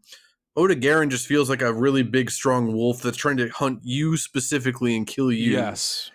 And I didn't realize until talking about it and then looking at YouTube comments that like so many people in Monster Hunter World, or that this was their first game or their first serious Monster Hunter game, that it was specifically Odogaron that made the whole series click for them. And yeah, like I said, it like I was already all in on Monster Hunter, but yeah, it really, everything fully clicked into place fighting Odogaron. It really felt like a duel specifically for me, fighting him with longsword and like really having to learn iframes, and longsword is such a counter-based weapon and stuff. Right. And he fakes out so much, like he does so many of those moves. It's so cool. Yeah. He does so many, like he leaps back but then immediately forward and stuff. It is such a cool fight. And if I'm being honest, like they brought Ebony Odogaron, which is a variant of Odogaron, they brought him back in Wilds, and it's just not interesting. Like again, we'll talk about Wilds a little bit later because I played like 100 hours of it, but it's lacking something. And I don't know if it's just like my nostalgia, but I'm like, man, Odogaron was so damn cool in World, and here it's just like, yep, this is just something I did on the way through the story kind of thing. I do want to quickly note too that what also made Odogaron stand out so specifically for me, it wasn't just how good the fight was. That's a big part of it. but Odogaron was also when the first time playing Monster Hunter that I felt sympathy for the monster I was hunting. Yes. Because like, and World does a really good job of this, better than any other Monster Hunter game, of making the levels you're in feel lived in, and like the monsters live there and it's their place and you're coming into their territory kind of thing. Right. And again, that's like a whole broader theme of World in general, is that, yeah, you're going into this new continent and you are explorers and stuff. So you are kind of the invasive species for all these monsters. And yeah, there's something about Odogaron, maybe again because it's like a smaller monster, so it's more personal, but like when a monster gets weak in Monster Hunter, they get like a limp animation going and they leave, like they try and go to their home, their nest, as it were. And yeah, I remember like when Odogaron did that, I'm like, oh yes, he's finally almost done. Now I just got to track him down and finish him. And then you track him down and he's got like this pretty nasty like nest full of like bones and rib cages and skulls and stuff. But it's still his home, like I'm the one causing problems here in this case, and to be clear, the game doesn't address this at all. It doesn't address the imperialism or the colonialism whatsoever. This is all me reading into it, but like I felt bad, and that's when I started like capturing monsters more. Like I never really bothered with that before, but I felt so bad for that Odogaron. Like he like, yeah, he's kind of nasty. He would prefer I was dead, but also he'd just prefer I not be here. So who am I to kill this thing? Like obviously it's a video game, of course. I'm not suggesting this is anything other than that, but like I think it's powerful when like a game's animations and like level design and character design are so strong that it makes me think about those things. And like that's what I think of when I hear this Rotten Vale song. That's what's great about the whole damn art form, dude. Like that's what, like the fact that it can make you feel those things. And yeah, like I came into this game as like a hammer main. And so I'm, and I think that might have been why I was farming him. I think I wanted his hammer or something like that.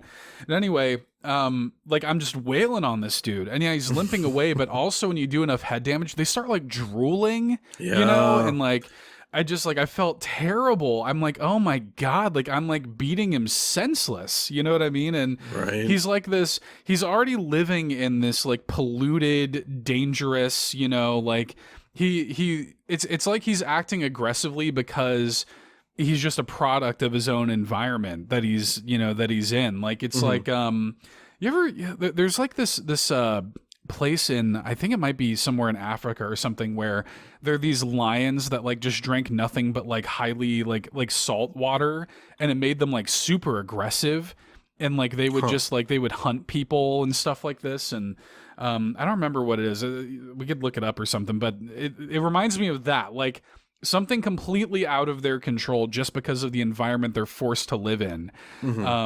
He kind of has to act this way. And yeah, like it's his home. Like it is this place of bone. It looks like a total graveyard, but this is his home. And I'm in here wailing on him with a hammer because I want his his horn or his talons or whatever. Yeah, his teeth. Yeah. A thing I never noticed about Rotten Vale until much later is that like the whole thing, like you're in like the rotting corpse of a giant elder dragon. Like that's what it is that you're inside of. Like, and yeah, that again, it just kind of recontextualizes like the whole game for me. And like they World was like the first real big budget Monster Hunter game, so they try and play with scale in cool ways in the game. But yeah, I think Rotten Vale is where it was most successful. And again, we talked about the music a little bit. There wasn't that much to say about it besides it's a real cool theme, and I love the outer space stuff going on. But yeah, it feels otherworldly because you're in this awful place being hunted by these like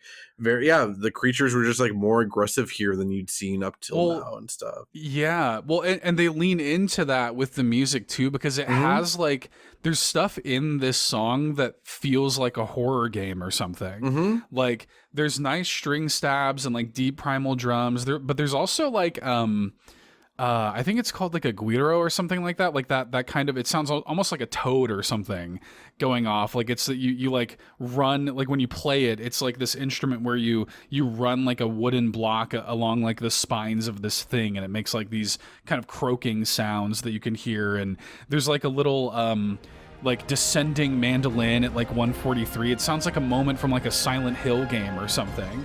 But then it leads into like how triumphant the song can feel. Like that main like horn passage melody where it like really kind of goes in. It's like dun dun dun. Like it's so good. Like it gives me goosebumps every time. And yeah, it just like that to me was like the peak of the base game where I was like, right, like yeah, dude, Monster Hunter is on something different. And yeah, they also lean into it later with like again in Iceborne they have that like the variant of Valhazak, and then like the event, the Resident Evil 2 event where he's like summoning zombies or he's turning you into zombie-fied versions or something. Like they added a whole new status effect that did weird stuff just for one dumb event quest to tie into the Resident Evil 2 remake at the time. Like it's really cool. And yeah, that takes place in the Rotten Vale and stuff. Yeah, it's really cool. Like, you know what? I don't even want Wilds on Switch 2. I want World on Switch 2 at this point. Just do like, World Remastered that includes Iceborne on Switch 2, and I'd be A-okay with that, actually. Yeah. I would probably lose another couple hundred hours. I'd be very, very excited about that. If you don't have any other notes on Rotten Vale, we can talk briefly about the Mizutsune theme. I don't have a whole lot to say here beyond... To me, Mizutsune is just one of my favorite monsters, period. When my wife and I were playing Generations Ultimate on Switch, and we first got to Mizutsune, like, we were like, what? Like, this is the coolest thing. Like, it's this, it's like a, kind of like a Chinese-inspired dragon. Like, it's not like a big flying dragon. It's one of the long ones that's earthbound. But it's also got a bubble theme going on. It creates bubbles that it slides around on the ground on, and it shoots out bubbles and stuff. So neat. Yeah. It's such a cool design, such a cool fight, but then the armor and weapons that you can craft from it are like always some of the best of the game, like design-wise and visually and stuff. Like Mizutsune is like almost never a high-tier monster, except for right now in Wilds. It is because they added it as one of the first post-game monsters. So Mizutsune then ended up being the monster that I've hunted the most in Generations Ultimate. Also in Rise, by far, is the monster I hunted the most. And even in Wilds, it is also already the monster that I've hunted the most because of how cool its armor is. So, like, Mizutsune is just, like, it is the staple in the series. Now, granted, it wasn't in World because they couldn't get, like, the Leviathan body type working right with slanted slopes at the time. But, like, this is just one of my favorite monsters, period. And honestly, it might be the monster I most think of when I think of Monster Hunter. As for the song itself, like if we had to have the Mizutsune theme in here, then to me it was a no-brainer. It has to be the Rise version. I hate the Wilds version. It is so not interesting, especially compared to Rise. This is like maybe the best example I can think of from Rise, where like they really lean into the traditional Japanese instruments and stuff for this version of it. I just love it. I don't have a whole lot to say about it. I just love Mizutsune. I love the armor and the weapons, and this is definitely just my favorite version of the Mizutsune theme. Yeah, I don't have a lot to add to that. I also love Mizutsune, but also just like it's been a while since we've heard some shamisen on the show, so it's kind of nice to have a little shamisen going on here. Yeah, just it does like it feels like a traditional like. You know, like a traditional Japanese dance song, if it were violent, is basically what this sounds like. Yeah, that kind of is a lot of Rise's whole vibe. Like they have the traditional Japanese like storyteller intros for like every monster and stuff.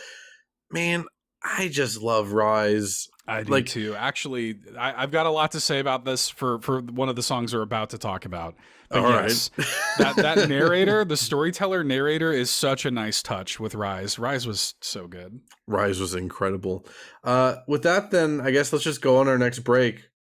Let's break for Barbarous Beast, Magnamalo. This is also from Monster Hunter Rise, composed by Satoshi Hori. And then Poké Village, the Monster Hunter Generations version, I don't know who composed the original, but this version was at least arranged by Ryo Uratani, and we will be back.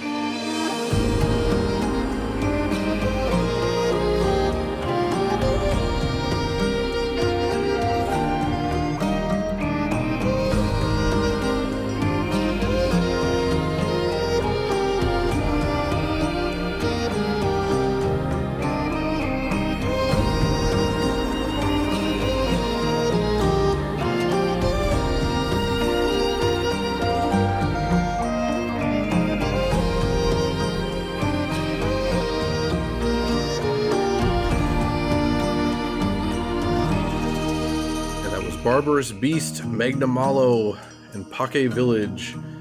Magnamalo, like, what can I say? They're just one of the coolest monsters in Rise. I'm not exactly livid because there's still plenty of time, but I really want them to put Magnamalo in Wilds. I don't even care if, like, thematically he doesn't fit that well. Like, Magnamalo is just one of the coolest monsters. He's so and cool. This is just one of my favorite battle themes in Rise as well. Yeah, because Magnamalo, like, is like a hunter itself. Mm-hmm. You know, like, I don't know, something about that feels really cool, and like there's something so neat, like when you fight Magnamalo and you feel like it's like a hunter versus hunter kind of thing. Like, he really owns the area, you know, and like you're taking on like the king of the hill sort of thing, and the design is so good. Like, I don't know, man. He's such a cool monster, and I love the song. Like, it's got like that nice like punchy rhythm on the offbeat. It's got the cool like call and response between the flute and the choir, which then has, speaking of horns, like it's punctuated by horns. Like, it feels like a battle, even in the music, like going back and forth with the instruments. But I wanted to, and I teased this a little bit before the break, I wanted to specifically call out an instrument called the biwa, because I thought actually that this was shamisen again at first.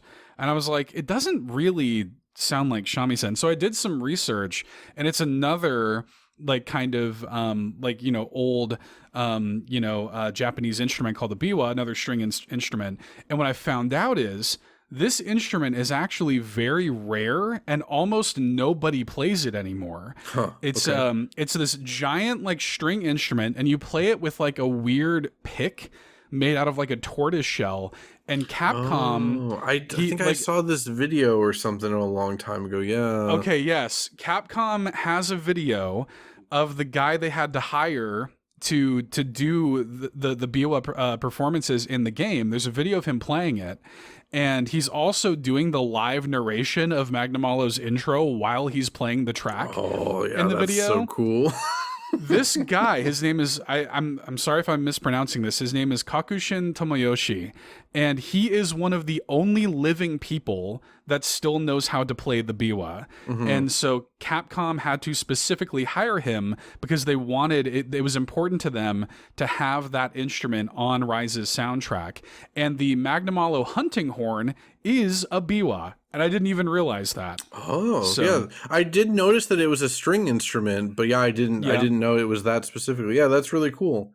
So neat. Like, I had no idea that it was this at all, that it was something that was so rare, and that they had so much like care and thought when it came to the soundtrack of the game to like track down one of the few people that can even play it at all and involve him so much in the game's like sort of oral identities. So neat. And yeah, like you can feel it. Like that vibe is literally felt throughout this song and the game in general. And yeah, that dedication we talked about a little bit ago, but like to the music specifically, like I can't think of that many video game soundtracks that so much love and care and attention to detail is poured into just the music. We'll talk about it on the next break, I believe, but like the main redeeming factor to me of Wilds, at least like from that standpoint, is this one specific song that we're going to break for later, and it's beautiful. Like I'm just like, no matter what I feel about Wilds as a whole, like I still know, regardless of anything else, that the love is still there and is still being poured into the game, especially on the music front. But yeah, hearing all that about the Magnamalo theme is super cool. Damn, yeah, I kind of want to fire up Rise and go mess around with that hunting horn. Then that's genuinely super cool. It's sick. Can I ask, when did you make the transition from a hammer main to a horn main? Because I remember when we played Rise together, that's like all you were using. Yep, I started Rise as a hammer main. I kind of was just like, yeah, like I will make I will make the transition smoothly, and I will continue to be the hammer guy in Monster Hunter Rise.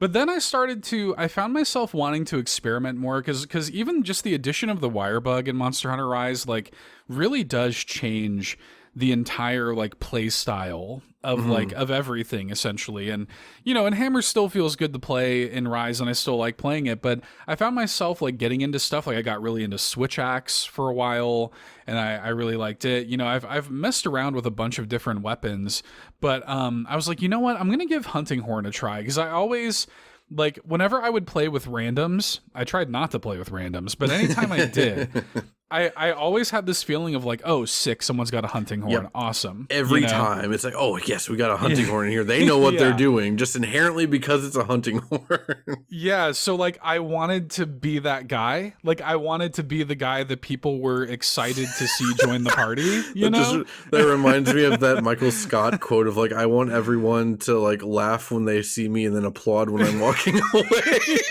Yeah, that's exactly how I felt. And I'm like, I want people to get stoked that I'm here and this guy's got the hunting horn. And Rise makes it a lot more palatable. Like it's a lot more straightforward to use the hunting horn, but it is still one of the more complicated, I guess, weapons to use. And it was really like actually fun to learn how to use that weapon well, and play like kind of a active support role, I guess, in that game. And yeah, like it really changed the way that I approached that game in general. And also, as somebody who likes to play music myself, it was cool to see like the various different takes on, instruments that they work into the variants of the hunting horn. So it just really, like, I really enjoyed playing it. And once I kind of like taught myself to play hunting horn, I didn't really like to play anything else. I kind of stayed in that lane. Yeah. Yeah, it's interesting in Rise because I remember reading from like the director of the game. He specifically was saying like, yeah, we wanted more people to use horn because it has the reputation of being the most complicated. And I can tell you now, so for one, my wife, that's her favorite. Her two favorites are Greatsword and Hunting Horn, but I think she leans more towards Horn slightly. As someone that started finally learning how to do Charge Blade in Wilds, I will tell you, Charge Blade is way more complicated than Horn. I like it. I like basically all the weapons in Monster Hunter, but it is cool how different weapons across different games feel so different just with like the different mechanics each game has. So yeah, Rise had these wire bugs that let you like Spider-Man around the environment by like shooting bugs out of your wrist basically, or out of your sleeve. You like swing on them and stuff. And like if a monster hits you real hard and sends you flying backwards, you can use a wire bug to like move in midair and save yourself from being hit by a follow-up attack. But also every weapon then has wire bug attacks. And we won't get into all of this, but this is just to emphasize that like it's a very intricate and in-depth system that is so ingrained into the gameplay of Monster Hunter Rise. Like that is the gameplay gimmick of Rise compared to everything else. And it's completely gone from Wilds, which that's not a complaint, but just to emphasize that like, yeah, each game, even though they haven't added new weapons to the series since Monster Hunter 4, when they added Charge Blade and Insect Glaive, every game still feel like the bow feels so different in World compared to Rise, and then Rise compared to Wilds, and so on and so forth. To the point where when I'm an Insect Glaive main, have been since World, the first time I tried it, I'm like, this is for me. I love just shooting myself into the air and zipping around and doing cool stuff. When I played the beta for Wilds, I hated Insect Glaive, and I don't know if it was just I had too much Rise in my DNA at that point, or if they made big changes between the beta and release. By the time Wilds came out, I loved Glaive. I think Glaive might be the best it's ever been in Wilds.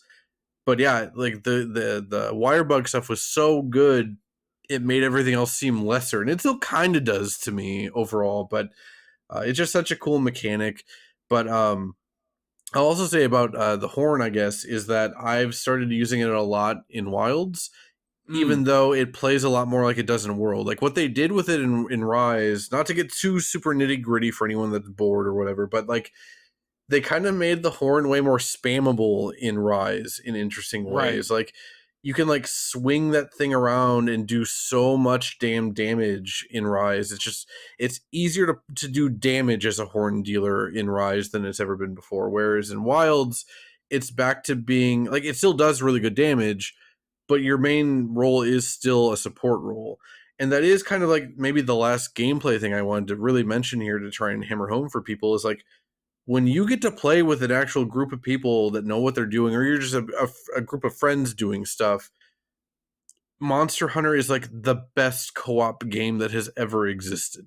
Like that's why I put like 2,000 hours just into Rise alone, not even getting into World. Like when everyone is like playing well and knowing what they're doing, like I don't know, like when my wife, when she started wanting to learn Greatsword, I'm like, oh no, I like having you as Horn. It's so reliable, you know? Turns out she's really good with Greatsword, which is like the biggest damage dealer in the game. And then all of a sudden, I'm like, yeah, stick with Greatsword. We don't need Horn anymore. Stick with that Greatsword, baby. It's great. When everyone is playing their role right, it is so damn fun. Like, I could just play Monster Hunter for hours and hours and hours and hours. Like, literally, when Rise came out, that was right before my wife and I got married. And we went and we got married. And, you know, we got married in Germany, so that had all these other complications involved. And I had to have like an official translator there with me so I could sign legal documents and stuff. So we do all that. We're married. Everything is good. We're happy. We're feeling it. And that lady who's super nice and also is into video games, weirdly, she goes, so what are you guys going to do? Like, you're married now. What's the first thing you're going to do? And I was like, well, I think we're going to get Chinese food. And then I think we're going to play Monster Hunter Rise all after. Hell yeah, dude. And that was exactly what we did. And it was awesome. So, like, there is just nothing like Monster Hunter Rise. Oh, or like Monster Hunter, period. I mean, I did want to share one more specific anecdote that I don't think I'm going to have any other place to put it. I mentioned Behemoth in Monster Hunter World. They had a collaboration with Final Fantasy XIV at the time. I think Rathalos was in Final Fantasy XIV as like a major raid boss. And then they put Behemoth in Monster Hunter World, which I loved because, for one, they gave us like Final Fantasy music in Monster Hunter. Sick. Yeah. Which is sick. I wanted to put it in here. I'll probably put it here behind us talking about it, but it is just ripped from Final Fantasy XIV. It wasn't composed specifically for World, unfortunately. But they put Behemoth in, and it felt more like a raid boss. It was the first time, to me at least, Monster Hunter fight has felt like a raid boss. Like, you can see AoE targeting and stuff that they've never done prior to Behemoth in this. But as an Insect Glaive main, it was incredible because the only weapon you could craft from Behemoth stuff was an Insect Glaive, and it was like a Dragoon Lance from Final Fantasy. And Dragoon is my favorite class in Final Fantasy. I was in hog heaven. So anyway, when they did Iceborne, they made harder versions of all the fights, including Behemoth, and that was like notoriously the hardest fight in the game. He could one-shot your entire team at once if you don't know what you're doing, kind of thing. And then they added Extreme Behemoth, or Extremeth, as the heads called it. And the first time I pulled off an Extremeth kill, my wife got too tired. We kept dying, and she went to bed. And, you know, she didn't care as much as I did because I'm the Insect Glaive main. I did it with randos, and we did it, and it was amazing. My heart has never been beating so fast, and because we were playing on PC, it was so much easier to communicate over typing because you just type on the keyboard. And the person who put the quest up, I have a screenshot of this on my Steam account somewhere. He just typed, "I love you guys." Because like it cannot be overstated how insane that Extremist fight is, and like it was hell to get through that, and the fact that we did it with randos, that was like unheard of at the time. And I shared the sentiment. Like, it's like, no, I really do love you guys right now because I really wanted this glaive. I love you guys too. Yeah, it's like you went to war with them, man. Like they were like the Dirty Dozen or something. But yeah, I wanted to get that story in there because that is my all-time favorite Goofy Monster Hunter story, was the "I love you guys." All that, we haven't even talked about Poké Village, which is kind of fine because we did talk a lot about Poké Village on the Wintry Mix episode of the podcast. But yeah, you know, Burna Village, if that is like my go-to Monster Hunter, like that's my de facto village theme, just because it's the first village of Generations. Poké Village is, like, to me, objectively the best village theme in all of Monster Hunter. Like, it's just beautiful. Like I said earlier, this is like the song I most associate with my wife, which again, I can't really have a better song to associate with someone I care about. Yeah, I don't know. I just really love Poké Village, and I definitely recommend, if y'all haven't listen to the Wintry Mix episode just for that arranged version, because that drove me to tears quite a bit when we did that episode. Yeah, I cried listening to this this morning, making my notes. I definitely cried, and I've heard this song many times, but this version of it too is just really good because it really does, like, this arrangement just really has, like, it has it all. It's got like the guitars, it's got that gentle percussion, it's got like, a little bit of sax going on and everything. And I don't know, man, like there's something about this song really nails the feeling of like safety and comfort, but also melancholy. Like it really, there's a feeling of like, like I love like this life as a hunter, but also being a hunter is hard, and like it really, especially in this season of my life, like that vibe hits me really hard of like, man, like I love this life that I've made for myself, and I love kind of what I'm doing, but it's also really hard. And this song kind of captures that feeling really well for me. And it's really gentle. It's really like I don't know, like this is the kind of thing that I can go back to anytime I want. And even though, again, I don't have like the in-game connection to it, it still hits just as a piece of music. And yeah, I remember when you shared that during the Wintry Mix, when you shared that performance of it, and it got me there too, man. But this is just one of those go-tos. Yeah, and also Poké Village is some kind of hot spring village, so like it really also has that like, I just came home from a really hard day kind of feel to it. Like, totally. I'm gonna go take a dip in the hot springs. But I just love this song. Hey, if you couldn't tell, I really love Monster Hunter. Like I quite like it. Let's go on a break then. For this break, this last Monster Hunter break, actually, we've got the invading tyrant Basil Geese. Basil Juice. Yeah, Basil Juice. This is again from base game Monster Hunter World, composed by Akihiko Narita and Zenlong Kan. And from Monster Hunter Wilds, we've got the Diva performance. I don't know, the composer listed for Monster Hunter Wilds is Miwako Chinone. I don't know if that's who specifically did this song. The game is so fresh, it's hard to find that information. But again, that's the invading tyrant Basil Geese or Basil Juice and the Diva performance, and we'll be back.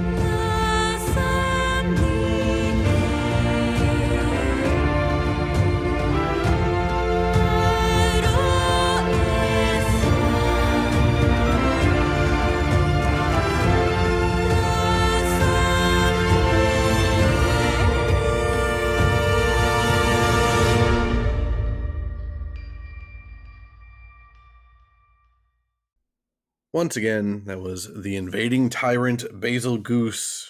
And I was trying to go for something there. I was thinking of like that.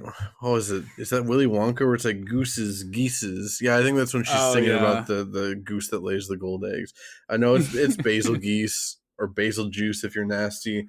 And the diva performance, which again, can't think of two more contrasting songs I could have picked for this, which again was the entire point.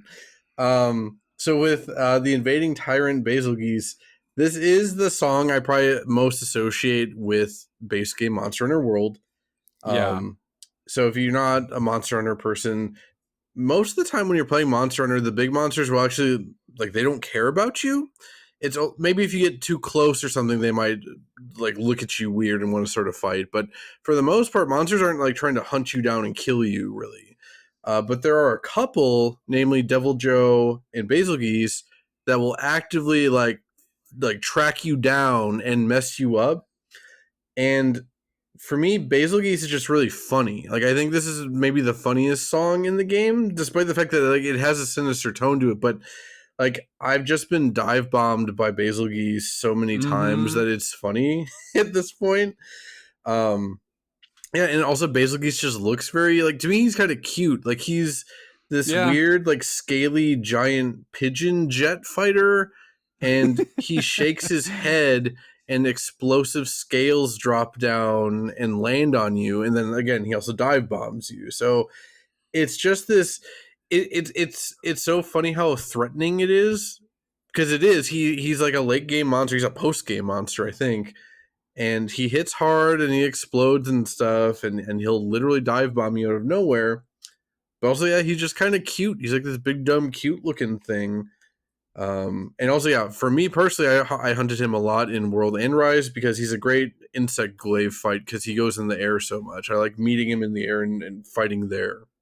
Oh yeah. Yeah, he's definitely one of the most like iconic like boss fights for me in terms of like the nature of fighting him, but also that music, like when he just kind of comes in out of nowhere, and it literally, like, the song has like a Flight of the Bumblebees quality to it. Like, it's like Flight of the Bumblebee, but also like the Valkyrie song. It's like a combination of like clumsiness, but also like destruction to it. Like, because yeah, he's like big, he's like thick. Like when I say he's like a dumb like pigeon jet fighter, like he's like weirdly thick because of like the scales and stuff, and it seems like he can barely see, and like he's just like clumsily just dive bombing you. Like it's so just falling or something. Like it's like he like trips into the like into the battlefield or something. Yeah, and he like just whoops, I guess I'm gonna dive bomb and blow everything up. And yeah, like it just something about like the song feels really militant, like on its own. Like it's got, the drums have a real like drumline kind of quality. It's got like a really crazy like brass section. But I mostly wanted to like point out this moment in the game because it's so, I think, emblematic of the experience of playing World, of just like, you know, minding your own business, and all of a sudden you just hear like that theme. You know? Yeah. It's worth noting, we didn't really talk about it, but yeah, the music in Monster Hunter games, at least the ones I've played, it's all like it'll seamlessly transition from one theme to another. So like if you're fighting something in like the Wild Spire Waste or whatever it's called in World or Rise, if Basil Geese is like flying overhead and spots you, it's gonna transition to this theme seamlessly. And that's when you know, like, oh, like I'm about to get like my teeth kicked in by this giant dive bombing scaly bird. Yeah, and just like my cousin and I, like we would hear the song and we would be like, it's basil juice. Like it was like a just like a stupid like cartoony thing or something. Like he was like a sitcom character bursting through the door or something. Yeah, I don't know. I just really love it, and it again just brings back good and funny memories of World. I think like the first post main storyline fight in World or hunt in World is like hunt 2 Basil Geese. Like, yeah, that's so cruel. Like for you, the player at that point. Yeah. Yeah, I think we talked about it, all the notes I had for Basil Geese already. I just find Basil Geese cute and funny, and his theme kind of has that, again, despite like the militant nature of it, like Seth pointed out. So with the diva performance, this is our only Wilds representation. And like I said, I find the Wild soundtrack pretty disappointing besides the main theme and like these diva performances. There are multiple of them. I just went with the first one. But it was very important that we include it because for one, I do want to talk a little bit about Wilds. It's the most recent game. I've played it. We should talk about it a little bit. But also, like, this is just so beautiful. Like, I want to talk about it. Like, no matter how much, no matter what I feel about Wilds, which isn't fully positive, this performance is like so beautiful to me. Like, I wanted to talk about it, but I also wanted to introduce it to Seth, who I assume had never heard it before. No, yeah, this was my first time. I'd seen, gameplay of Wild. You've shared clips of it. My cousin showed me some clips of his character in Wilds and stuff like this. I've seen gameplay and whatnot. I've not played it myself, but no, I'd never seen this performance before. And yeah, I was pretty moved by it. And I think like my big takeaway from it is like more games really should just like have in-game musical performances. Mm-hmm. Like this, like more games really should. I mean, it's this and like what Splatoon is like maybe it, right? Besides like I guess Fortnite, but that's kind of takes on a different nature. But yeah, it's really I can't think of much. Mm-hmm. Yeah, it was very moving. The vocals are really beautiful. I don't know like the context of like the game or this character, but it left me with a really like hopeful feeling. It's the scene in the video that you showed me anyway. It's sold really well because like it seems like she's like singing through the night and like the sun is like rising behind her by the end, which I found really moving. There's a little bit of vocalization, like the kind of main melody that I found funny. I have it tagged at 155. Her singing it's not this, but it reminded me of the Elder Scrolls theme. like the movement of it was just really similar to the Elder Scrolls theme, which kind of made me chuckle. But no, I thought it was a really beautiful and moving performance, and I want to see more stuff like this in video games. Yeah, well, it's funny. I saw multiple YouTube comments pointing out the Elder Scrolls similarities. That's funny. Yeah. I guess I'll contextualize it a tiny bit, but it's basically just like an in-game performance. However, what makes this cool is that it's in like the main gathering hub of Monster Hunter Wild. So it's like in an online lobby, and you can watch this with other players. And like for one, she comes up on stage. It's only at night that she performs it, and she just sings through the night, and the sun rises behind her, and that's like the end of the performance and stuff. But yeah, you can like wander around. You can like use binoculars to zoom in on her, or you can just like see her from a distance. Or if you sit at a table, you can get like a cinematic view of the whole thing, like you did in that video I linked you. Yeah, and yeah, it's just really cool. Like the singing itself is very powerful. It's funny, my wife and I got recommended a video of like opera singer cries while watching the diva performance in Monster Hunter Wilds. It's funny how there's like, again, I'm not trying to criticize this dude.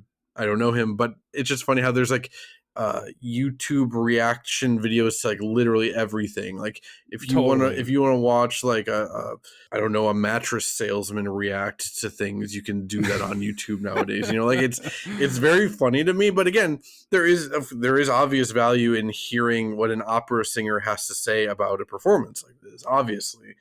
But yeah, it's beautiful. I love that it's like, because what World did so much better than any other Monster Hunter game, including Rise, my favorite, is like a sense of like community, even if you're just playing with randos. Like when you're in a hub together, you can see each other running around and it's cool.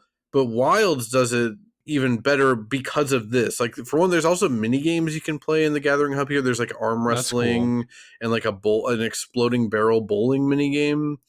And I didn't write it down, but one of the comments was talking about how he was like throwing these exploding barrels down, and all of a sudden he heard the diva performance start, and he just left the minigame to go see what was going on and stuff.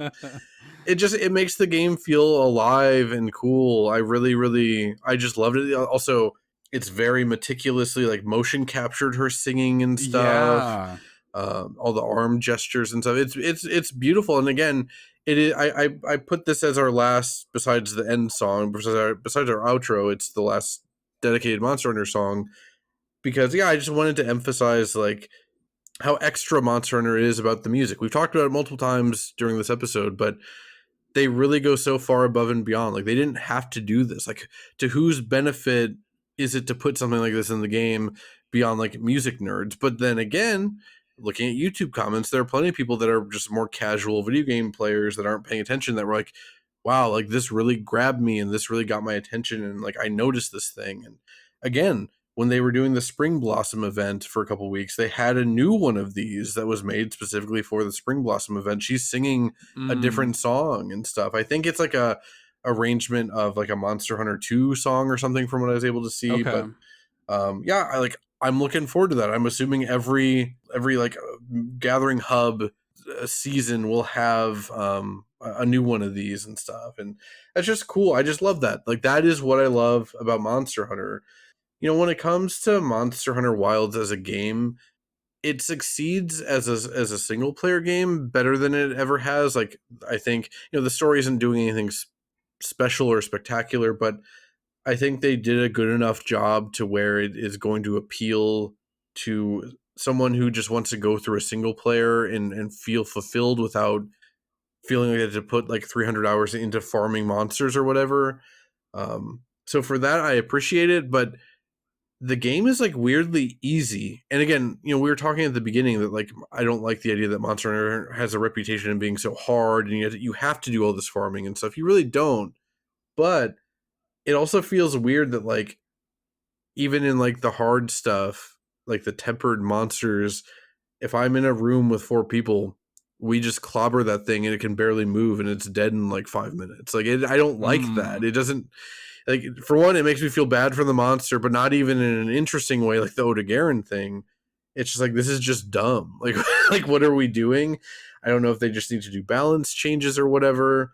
They made interesting changes to like how the decoration system works, where in this you can only attach most offensive oriented decorations onto your weapons. And now weapons also have skills attached to them, like by default, because there aren't that many decoration slots on the weapons themselves. So I get what they're trying to do. They don't want everyone to just have the same like critical eye build where you get like your crit chances up to like 70%. So you're just constantly doing crit. I get why they did what they did, but also it still results in the same thing where it just feels like you know, when I played Rise and World to a lesser extent, but especially in Rise, I had very situational loadouts for like everything. Like, okay, I'm fighting a monster that does paralysis. I want paralysis resist up and all this other stuff. I don't do that in Wilds. There's no reason to. Like, it's either I have like one of 2 armor builds. Am I using a glaive or am I using like a range weapon like bow or bow gun or something? Otherwise, I'm just using the same damn thing for everything. It's very it's kind of brain dead in that way, and I don't. Yeah. It makes me feel sad because like the gameplay is as good as it's ever been. Again, I think the glaive is the most fun ever in Wilds, but like they just haven't given me any reason to like actually sit down and like spend time with the game once I finish the campaign. Yeah. Well, that's unfortunate. I mean, I wonder if that's just like an overcorrect, you know? Like if that is just like, hey, you know, like this series is actually doing well finally, so like how can we make this the most mass appeal entry yet? You know? I don't know. Maybe that is what it is. Maybe it isn't. But that's a bummer to hear that like you can't, I guess, engage with it in a more like hardcore capacity. Right. And also, to be fair, it could also just be because it's only on PS5 and PC and Xbox Series right now, and like our PC isn't good enough to run it, and we only own one PS5, so like me and my wife can't play it together. So like, yeah, if this was on Switch 2 and we each had it on our Switch 2s, that it might be a different story. I still feel like I would like Rise and World more, but again, I don't want to make it sound like it's a total downer. It probably is a really great starting point. You know, I'm talking about how I want to introduce Monster Hunter to people that might like it. This probably is the best starting point, I would imagine. Not content-wise. I think content-wise, Generations is probably your best bet, but it's still a really good game. It is just like, I've played 3 of these for hundreds, if not thousands of hours back to back, and maybe now the chickens are coming home to roost and it's not as interesting to me anymore. Could be that, but you know, I still quite like Monster Hunter Wilds. I literally, after making all the notes for this podcast and listening to all the music, I did play Monster Hunter Wilds for like 3 hours this morning before my wife woke up, and it was fun. It still is not grabbing me the same way that Rise did, but whatever. Yeah, I'm gonna play it eventually. I'll probably grab it on a sale or something like that, and I'll eventually play it and probably just like engage with it mostly as a single player thing and just kind of have my fun with it and move on. But yeah, I did like getting prepared for this episode. My overwhelming feeling was I miss Monster Hunter. Yeah, so. Yeah, I still have Rise installed on my Switch, despite the big file size. I've never uninstalled it, and I'm kind of thinking it might be time to go back in there. I'd be very curious to see what builds I had going on at the time. I think when I stopped playing, it was right around when Velkhana was added, and that was the meta, which was near the end of the major updates. I think I had a Velkhana glaive that did something cool or something. I don't know, but anyway. Do you want to get into the YouTube comment oversharing corner? Let's do it. Yeah, sorry.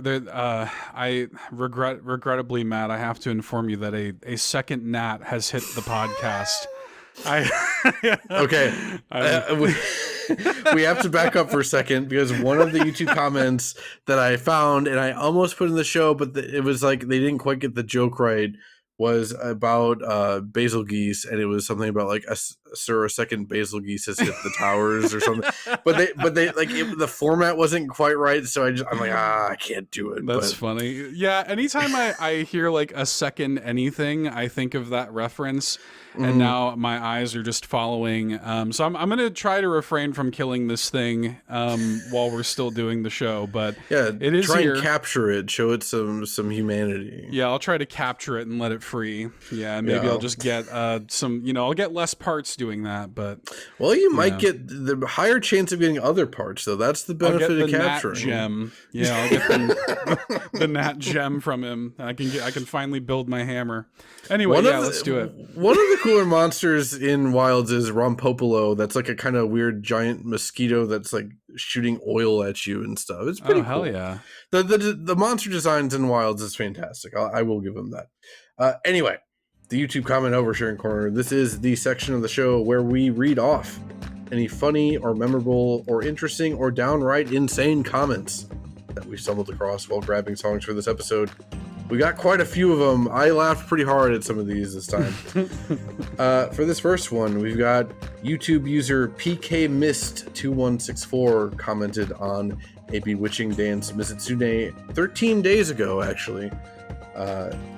And, I had to put this in here as one final shot at the Wilds soundtrack.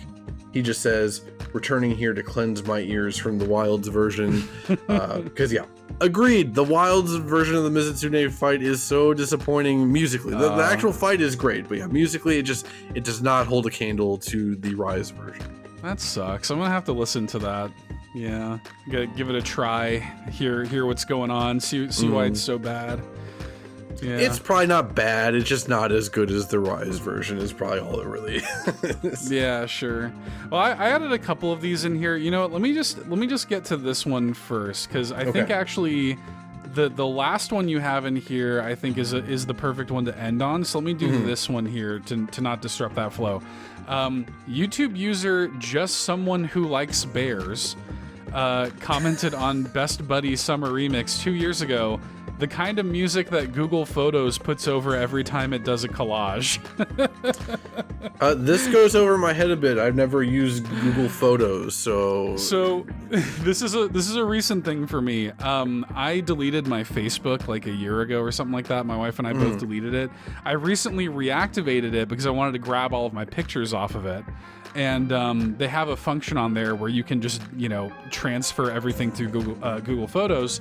So I did that, and sure enough, Google Photos every now and then will just give you a generated collage of this is what happened 5 years ago or whatever, and it does play some like chill, kind of music over it. And so this did make me chuckle because it is that kind of music that Google Photos puts over every time it does a collage. That sounds great. At least as far as like putting music over something like that goes. Even if I don't want it, if you're going to give it to me, it's cool that it's at least like a chill thing. It is, but it's also kind of funny because like they so clearly don't have like an algorithm in place to like choose photos that make sense together. So it'll be like, a picture of my wife and I on a hike, and then like a picture of my drink at a restaurant, and then like, just like random stuff with no real care with this like emotional music behind it. So yeah, my phone, I don't care about that stuff. Like my phone, sometimes it gives me notifications of like, hey, do you want to see, we compiled a bunch of animal friends that you have pictures of in your phone. And I always just like dismiss the notification, but then one time I accidentally clicked into it, and it presented me with like a musical collage of Cookie, me and my wife's cat, and I was laughing pretty hard at it, but I'm like, what is this? Like, who needs this? Like, I'm not 70 years old. Yeah, it's definitely for like your grandma to be like, oh, this is nice. That's all that is. It's funny, like that's what we've made algorithms for a computer to just grab pictures of cats and set music behind it. Like that's advancement, baby. For this next one, we got YouTube user Dark Zor with an X. So it's like Dark Zor commented on Murmurs from the Land Forbidden Rotten Vale 4 years ago. Constant activation of affinity sliding skill ensues, which if you're not a Monster Hunter player, there's a skill called affinity sliding where when your character starts sliding down a slope, it gives you more affinity, which is basically increases your crit chance. There's just a lot of slopes in the Rotten Vale, which is great for hammer users. Yes, it made like playing hammer there so fun because you're just sliding and jumping around and doing crazy spins in the air, and that was super fun. I can relate to that big time. I've got this comment that I found here for Cold Blues and Flaming Red. So YouTube user The Tyrant Aussie commented on Cold Blues and Flaming Red 7 months ago, and I'm saying this, you might need to woo me it, but I'm saying this just for posterity. Holy shit, I just realized the didgeridoo is in the music. Dame, I feel proud to be an Aussie. When I read this, 'cause I also saw this when I was hunting for YouTube comments, I was like, so what is the implication supposed to be, that you thought the didgeridoo was just happening outside your home or whatever? Like, because you're Australians, there's constant didgeridoos going on? Is that what's happening? Yeah, well, it's funny that like it's such a like noticeable part of the song too, that like how did you just realize it? And also, like, I mean, the typo is funny, like, Dame, I feel proud to be an Aussie, but then their username is the Tyrant Aussie. Yeah, that's pretty good. Which is pretty good. I'm like, I think you probably always feel proud to be an Aussie if your username is the Tyrant Aussie. And I mean, didgeridoo is like an Aboriginal Australian instrument, so look, you like Australian pride, go for it, man. Fulia's gonna have to chime in. Like, do you just hear didgeridoos every time you go outside? Is that what's going on? Like, they just rocking that out there. The didgeridoo is in the game. Wow. Hang on a minute. For this next one, it's also a Cold Blues and Flaming Reds comment. This is from YouTube user Commando5872 3 years ago. This one I just added in because it's gibberish. There's so many typos and stuff. He says, or they say, the thing about Rise is that, like every Mon Hunt game, it has a soundtrack that kills just as often as the weapons in the Gazam. And what he's trying to say is, the music is as cool as the weapons or whatever. I get what he's trying to say, but there is so much wrong in the sense that doesn't even come through fully when I'm reading it out loud, including like game being spelled as Gazam. This is just a dumb comment. We don't have to dwell on it too long. I just thought it was funny. It's funny. I've never heard Mon Hunt. I've heard Mon Hun. Yeah, that to me, that's like the most egregious thing in that whole thing is, Mon Hun is like how the Japanese people shorten it, kind of like Bankazu for Banjo-Kazooie. Right. But yeah, I hear Monhun often. In fact, in my own notes, I shorten it to Monhun. But I've never heard Monhunt, and yeah, that is weird. Yeah, kind of a weird guy. Not as weird as this next guy. I like this one.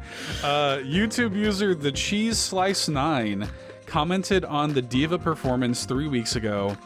I already told baby girl she's learning to sing this song and sing me to sleep with it. I hated this comment. I think this sucks. This is one of the worst comments we've ever highlighted on this whole show. I might even say it is the worst one. I hate this so much. By the way, there is no baby girl. This person is for sure single. I read this comment out loud to my wife yesterday, and she said the exact same thing. She's like, "What baby girl?" Yeah, there's definitely no baby girl. It's also just a very, I already told baby girl she's learning to sing this song, so she needs to learn whatever these lyrics are and use it just for the purpose of singing you to sleep, you little weird guy.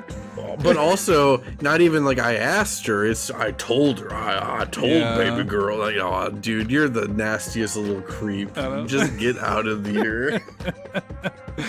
The Cheese Slice 9, I feel like I can smell this guy, Yeah. I have my personal YouTube comment Hall of Fame. This would go on the Hall of Shame list. Yeah. It's bad. It's real bad. To counterbalance that, we've got another Diva performance comment. This one from YouTube user Mercury Alpha Inc. commented 1 month ago. This is one of the biggest reasons that I love Monster Hunter. Not just the hunting, the creature designs, the amazing weapons and armor, etc., but the world. This is a game all about hunting creatures, but there's still a spot for something as beautiful and soothing like this. This makes the world feel actually real. Not just a hunting simulator, but a world filled with cultures, with art, with absolute stunning beauty. A world where a song like this makes your heart soar just as much as the monster themes do. God effing damn it, I love this franchise. ... And yeah, I editorialized that.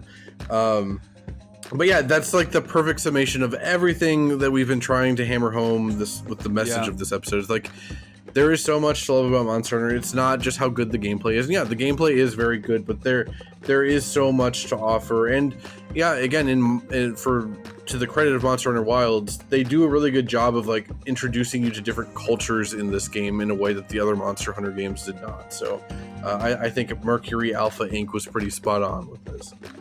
Yeah. God effing damn it, I do love this franchise. I can resonate with that. YouTube user Surreal9583 commented on Brutish Indigo Rages, Raging Brachiotos 4 years ago. The actual construction of his name is brachial, the name of a muscle in your arm, and obsidian, a dark glassy crystal formed from the intense distortion experienced by carbon due to rapid cooling of lava. My favorite interpretation of his name stems from the Latin word deus, God. He will always be Arm God to me. Yeah, this is probably my favorite comment of the whole episode. I love Arm God. Arm God is pretty good because this is the one for those keeping score. This is the boxing gloves one. Yeah, the boxing gloves T-Rex with the explosive slime. Yeah. Yeah, I just really like that comment. That's great. That's great, Surreal 9583. Once again, we doubled up. I forgot how many double ups we had this in the comments this time. This is also for Brutish Indigo Rages, Raging Brachiotos from YouTube user y.matasinos85 or 8448 4 years ago. Everybody gangsta until the volcanic region echoes pseudo-Latin verses. That is true. Yeah. That is when it kind of pops off. Yeah, everything is going well until you get into the volcanic room of death with the Latin chorus going on. Yeah, that's for sure. Well, this final comment here, and you'll see why we saved it. It is just a good final comment from Oracle Elder 8797, commented on Burna Village 1 month ago. See ya. Yeah, which is cute, and it's also when I forget if it's when you go on a quest or when you accept a quest. Probably when you go on a quest, like the lady that lets you select the quests in Burna, she just goes, "See ya!" Like it's cute. It's very memorable if you've played Generations. But that is it for this episode's YouTube comment oversharing corner. And we do have one last minute voicemail. Yeah, we got a last minute voicemail in here from Phelan, so let's hear from Phelan. Hey Matt, hey Seth, Phelan here. Recording in this time. Just wanted to say thanks for the Halo 2 episode. It was a really good listen. It brought back a ton of memories, and it really got me thinking a lot about the Halo series in general. Seth, there's a moment where you mentioned that, being as a Nintendo-focused content creator, that you don't often get to talk about your love for the Halo series or things of that nature. It just doesn't come up very often. I can definitely relate with that. Y'all's episode definitely got me thinking that, Halo is kind of a bigger deal for me than, I think I give it credit for sometimes.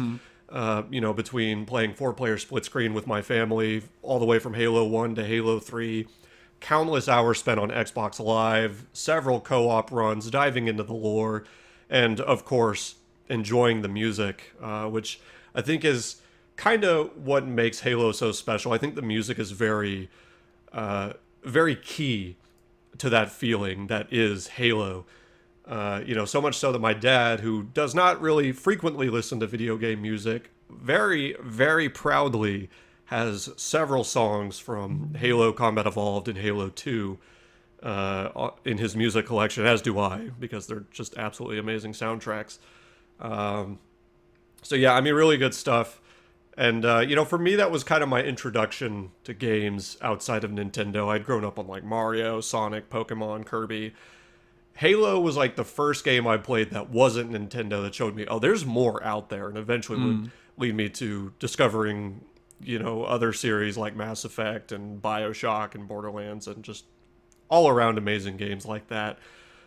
So again, I'm just gonna say thank you. It really got me thinking about those old days, and I think I need to play some more Halo coming up soon. Yeah. Speaking of which, y'all actually hit a lot of my favorite songs from Halo 2. So instead of requesting a Halo song this time, I'm gonna go Halo adjacent. I'd like to request the Champion of Sanghelios, actually from Killer Instinct. Released on the Xbox One, and something tells me, if you liked Impend from Halo 2, I think you might enjoy this one, as it's the theme song for Arbiter in Killer Instinct, as he was featured as a guest character in that game. Certainly one of the wildest fighting games out there, but yeah, thanks again for the episode, guys. Looking forward to more in the future, and I'll talk to you again later. See ya. Thanks, Phelan. Yeah. Good voicemail.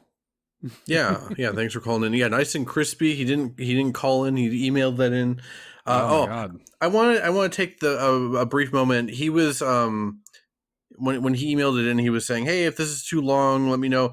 The only reason we have any length restriction is when you call in, because it will just cut you off at 3 minutes.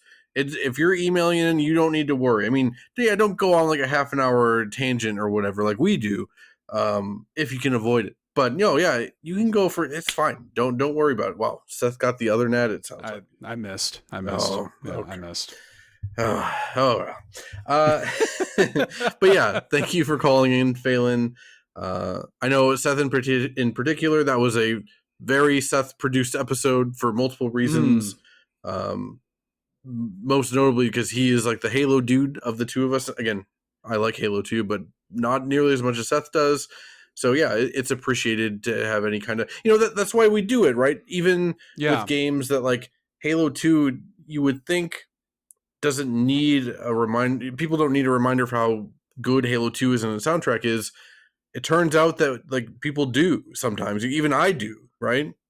Right. Yeah. Well, and it's nice too. It was validating to hear Phelan say hey, I kind of feel that way too. This is actually a pretty big part of my gaming history and identity or whatever, but I never really get to talk about it because you wind up finding yourself into these, you put yourself in these little lanes. And for me, it's Nintendo and indie games and stuff. And Phelan's a big Pokemon guy. And, you wind up you know, you can almost convince yourself that that's all you are, you know, but like that's not true. And it's kind of nice to like have these little reminders of like, oh right, like I love Halo, you know.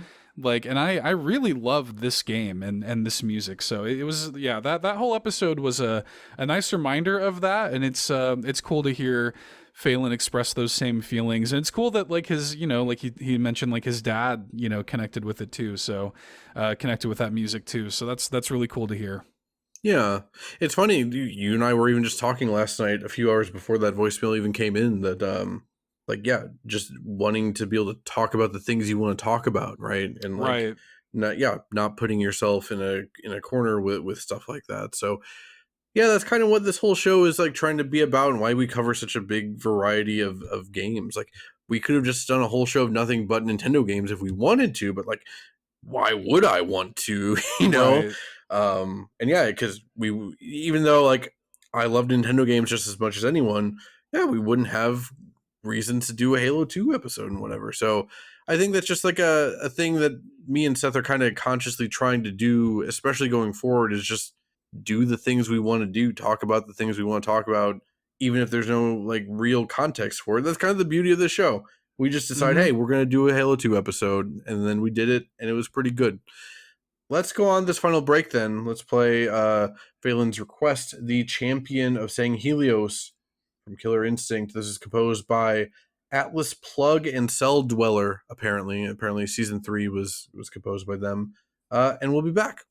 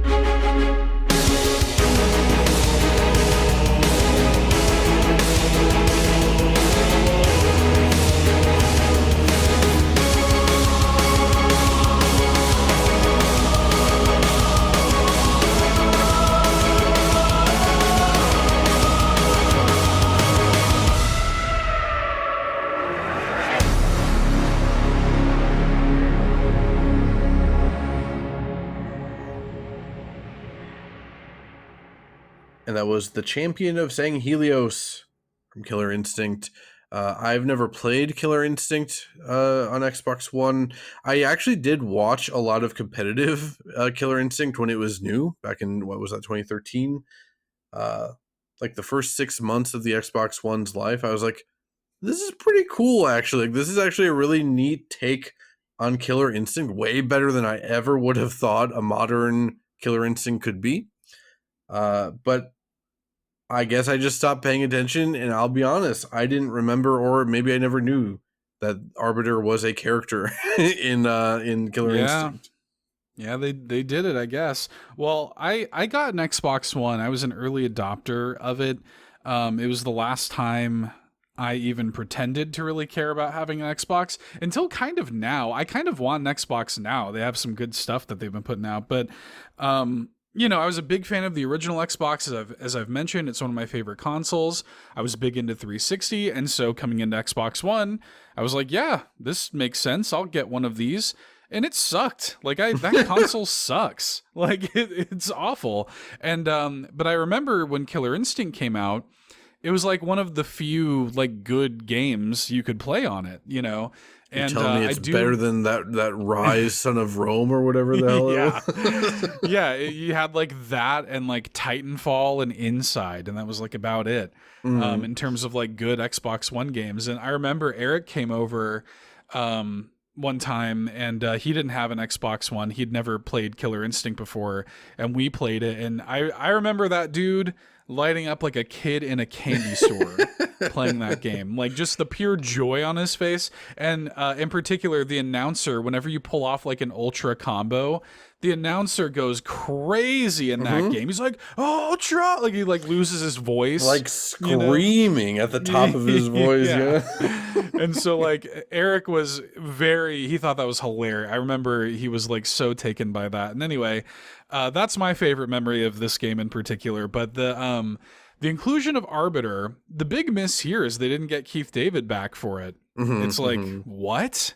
Like, for real? Like, whatever price Keith David had to come back to do these voice lines, it would have been worth it, man. That doesn't sound like Arbiter, Dude, but I feel like Keith David like gladly will do anything. It's kind of, as long as you pay him. And yeah, I obviously I know he's like is more of a celebrity than other people, but like he's not like A-list celebrity. Like surely it wouldn't have been too much. It has to have been. I mean, I don't know anything, but I have to imagine it was a scheduling issue or something like that, or it must have been some pressure from Microsoft or whoever the publisher was to like get this DLC out at a certain time that conflicted with Keith David's schedule or something. Either way, huge miss, really sucks. But the song is cool, and Phelan mentions like Impend is worked into it, which makes perfect sense because Impend is like one of kind of the big Halo 2 songs. So it's cool to have like a very like specifically Halo 2 song in here for Arbiter's theme. And then like it gets kind of like silly. It kind of eventually becomes more of a Killer Instinct song. At 157, you start getting like the raw, the screams, whole bunch of guitars and drums and stuff, which, like it, yeah, that's very Killer Instinct, but it also doesn't feel out of step with Halo, and like Halo 2 specifically, it doesn't feel out of step with that. It's nice that they worked like the monk chants into it around the 230 mark. So yeah, I liked this. Like it's, and I'm glad Phelan brought it up. This actually was in the notes to bring up during the Halo 2 episode, but the episode was running long and I didn't want to stick on Killer Instinct. But still, it's a cool song and it's cool that he's in the game. So I'm glad Phelan brought it up. I didn't realize either, because to me, as someone that's more familiar with like the Doom soundtracks than anything, it's funny how Doom keeps getting brought up also. But yeah, Matt Gordon did the base game in like the first 2 DLC season. That makes perfect soundtracks. Sense. Yeah, and he didn't do season 3, but it definitely feels like they are these composers I've never heard of. Like they did their damn bestest to bring forward that Matt Gordon energy, and they did a really, really good job. Because for a moment I was like, wait, is there a Doom character also in Killer Instinct? Because that would fit. Because this sounds like a crossover between Halo and Doom. Yeah, that would totally fit. You're right. Yeah, it has that energy. I had no idea about that, but that makes perfect sense. Yeah. But yeah, I basically had the same notes you did. Specifically, it was super cool. They had the monk chants in there. I was like, okay, like yeah, you got me. Like, Yep. it was already cool, and it hits the right amount of goofy as well. But yeah, incorporating the monk chants in there, yeah, it's pretty good. Y'all made it work. Like it. I get it. Like you did the thing. I can applaud you. It's also funny to call it the champion of Sanghelios. Absolutely not what Arbiter is, but like, okay, so he is kind of like the, the, I guess, begrudging champion of Sanghelios maybe, but still, it's a really good theme, and I'm glad Phelan brought it. As a reminder, y'all too can send in voicemails or texts to bitharmonypod@gmail.com. You can call them in to our voicemail at 216-230-8540. The number again is 216-230-8540. If you're calling in to the voicemail hotline, you should try to keep those less than 3 minutes or it'll cut you off. But again, if you want to do what Phelan did and just record one on like your computer or your phone or whatever and email it to us, bitharmonypod@gmail.com, that's totally fine too. And if you text us, Bot Harmony will read it off. So there you go.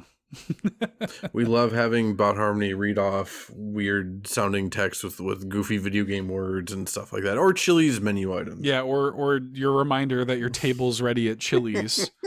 Yeah.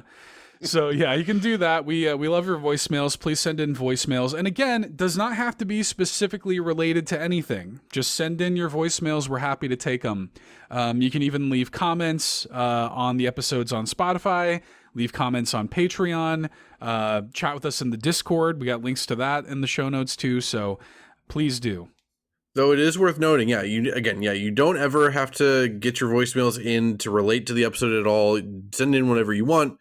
That said, if you do want to respond or get something in for a specific episode, say in this case Final Fantasy VI, you're going to want to do that like within like a week of this episode going up. Like, so again, Final Fantasy VI is our next episode and the season finale, as it were. When this goes up on Sunday, to be safe, within a week, a little over a week, you want to get that voicemail in. If you want your Final Fantasy VI voicemail to be played on the Final Fantasy VI episode, to be clear. Right. Especially with a break coming up, like if you don't get it in time, you won't be hearing that voicemail for like a good month at that point, right? So just as a reminder, you never need to be topical, but if you're wanting to be topical, you want to get those voicemails in this case specifically, within about a week of hearing this one, if you want in on the Final Fantasy VI episode. And I know that's going to be, that's a pretty beloved game, and I will warn everyone ahead of time, I do not like Final Fantasy VI, and my opinion has plummeted. So if you want to get like positive views in to help Seth out, I could use or negative views to help me out, because I am in the minority in like the grand scheme of things. You want to get those in. Yeah, we'll see. I mean, look, be excited about that episode, because I'm taking a little bit of a break myself from a lot of the stuff that I do, and I'm planning on doing a full replay during that time, and I am very curious to see how it's going. I have not replayed that game since 2017, so It's been a minute. So I'm looking forward to that. That is going to be on June 1st, the Final Fantasy VI episode, and indeed the season finale, before we take a little bit of a break. But before we get to any of that and wrap up, I guess I should thank the patrons. Hey, I should go ahead and do that. So you can support the show on Patreon to get early access to the show and other exclusive perks, like the Bit Harmonies that we do every now and then, like the recent Halo 3 ODST episode. So check us out on Patreon. There's a 7-day free trial as well, and you get thanked at the Gold Banana and Triforce tier here at the end of the episode. So let's do that right now. Bit Harmony is made possible by viewers like you. Thank you. Thank you to our Triforce tier supporters like Adam Caparello, Bowza, Quagmire, Dan Andaluma, Danielina Hosa, Foolish Fuji, John Cummins, Josh Vaughn, Ligerwoods330, and Uncle Randy. And thank you to our Golden Banana tier supporters, Big Dogs Only, Bill Tucker, SAZ, Gamer Jason, Liam D, Marcus O'Neill, Phelan Ward, Rob Yapel, Shy Guy, thank you Shy Guy, Sean Ashton, and Sparky We appreciate y'all very, very much for your continued support. You can join their ranks over on Patreon. We got links in the show notes. And yeah, check it out. We appreciate it. Thank you. Yeah, as always, thank you so much. Are we ready then? Since we already covered our bases on the next episode, are we ready for the haikus? Yes, let's get into it. I don't remember who went first last. I don't guess it matters. Mine's a little silly. Mine's kind of a silly one, so I don't know if you think that would play better first or second. Honestly, Hey, I'll let you in on something. With everything going on in my personal life, I kind of forgot about a haiku until very last minute. So mine is also probably not very good or anything. So sure, I'll just go first. Sure. So this is my Monster Hunter one. I was very pleased, at least with how last minute this was. Like, we're talking, we might have already been recording when I came up with this. I was mid-recording haiku. It returned. The Spelunky one was also a mid-recording haiku. Hell yeah. I am pleased with the syllables and what I was able to squeeze in here. So, beneath the surface, Monhun contains multitudes, like Legia Cruz. Okay, all right, I like that. I wanted to, because Legia Cruz, if anyone's not aware, is like it was the flagship Monster Hunter 3, which introduced underwater battles, and that was like the de facto underwater fight. I never played Tri besides the demo, but they are bringing him back. He's the next big monster they're adding to Wilds. I'm very curious to see what they do with him when you're not fighting him underwater. And also just Legia Cruz is a fun word to say. So that was kind of my what I was going for there. Nice. Yeah, I like that. They should bring back the underwater stuff. I never got to play that either, and I just think it sounds cool. Like, I just want to do that. My understanding, I'm with you. I would like to try it, especially now that like they've made so many more of these games, and they could probably come up with something pretty cool. My understanding is people think it's very slow, and that they like it for the Legia Cruz fight, but they don't like it anywhere else, is I think what my understanding is of the Monster Hunter community's thoughts on it. Huh. It would just be interesting. It'd be interesting to see them like take another crack at it, you know, with like their modern design sensibilities. So yeah, that'd be neat. I like that though. Monhun contains multitudes is a good line. I like I like that. I like the idea of things containing multitudes as it is. But there you go. There's the Monhun thing. Not Monhunt contains multitudes. Not Monhunt. No. All right. Well, here's mine. There's time for a meal. Bubbling stew and baking bread. You look famished, child. I should have figured that you were gonna incorporate the. We didn't talk about the food that much. I know we brought up it's a huge part of the game. Yeah, like they make like food porn scenes for you to salivate over, and I can't believe we didn't even talk about it. Besides the NPCs. Graham Meowster Chef is again my favorite character in Monster Hunter, and I just love. She's like this. I don't know, man. She's like this grandmotherly, like, like my cousin and I would. She's like a babushka, kind of like character, and like she. I don't know, like the way that she talks to you, like she kind of is like, all right, you've got time for. She calls you child. You have time for a meal, child. Like, sit down, eat before you go out on your hunt. Very grandmotherly, and yeah, like I remember that cutscene really well because she like salts this huge hunk of meat and like puts it into a stew pot, and all of her little Palico chefs or sous chefs like put it into like this this kiln or whatever, and she ladles like cream over the top of it. They're baking bread, and like it just the food looks amazing. The bread. Yeah, the bread was very good. And I'm just like, oh my god, I want to eat this food so bad.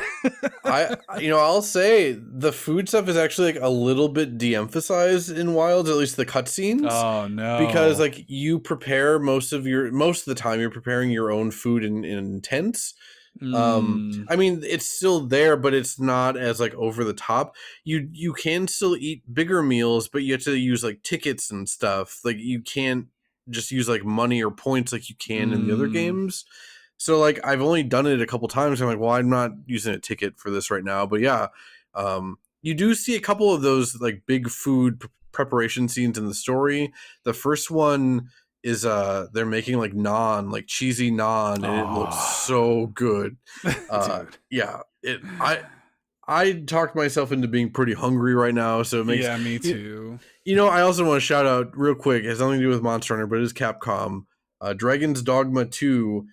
They couldn't figure out a way to make food look any better than they already have, so they just gave up and they just filmed actual like 4K scenes of meat being cooked as the food prep in Dragon's Dogma 2, which is very funny to me. That rules. Yeah. Well, I love the food in Monster Hunter is a big deal because like you have to do it. It's important for buffs going into fights. And I don't know, it kind of adds to that like ritual feeling of like going out to and like seeing these cutscenes and I don't know, really like celebrating the joy of food, and like I love food. I love eating and I love like sharing that experience with friends and family and stuff, and that's what Monster Hunter is like all about, And it's emphasized with the food and it's stuff like this. And I thought about I was writing the haiku actually before the rest of my notes, which is unusual. It's usually the last thing I do. And originally I was going to make it like a food specific thing. And I was, working in phrases like towers of meat and stuff like this. The leaning tower of meat. Yeah, I was working in phrases like that, but then when I was like putting together the rest of my notes, I'm like, oh no, I need to make this about Graham Meowster Chef specifically because I was reminded of how much I love her with the Celiana theme. So yeah. I mean, hey, it inspired us to take an extra like 5 minutes to talk about the food at the very end of the show. So I think it was pretty good. There you go. Yeah, go eat some good food after listening to this. I'm gonna go make some pesto for my wife and I. I've been waiting for this pesto for like 4 days. Taking you out this episode is so I'll also let everyone in on a secret. My wife partially shadow executive produced this episode. She had many demands for things I put in here. She was the one that insisted on Magna Malo and Mizutsuki. To be fair, those would have been in here anyway. Poke Village also. The one that she did insist that I wouldn't have come to mind is our outro this episode. It is called Traberna. I don't know the exact story behind this. It is like it's a different arrangement of Berna Village. It's from Generations. I don't know. I neglected to look this up, but it's like an anime version. It's like almost like an anime outro version of Traberna with lyrics in Japanese and stuff. So I didn't even remember that the song existed. But the moment I asked her, she's like, "You got to put in that song." I'm like, "What are you talking about?" And it took me like 20 minutes to find it. I'm like, "Oh, okay. I do remember this," because you could only access it in like the G rank stuff. And like you could set it as your hub music in this airship specifically. You can't hear it anywhere else. It took a long time to find the song and find out what it was called. But anyway, this is Traberna from Monster Hunter Generations. Thank you for listening as always. We'll be back next time with Final Fantasy VI. Bye. Bye.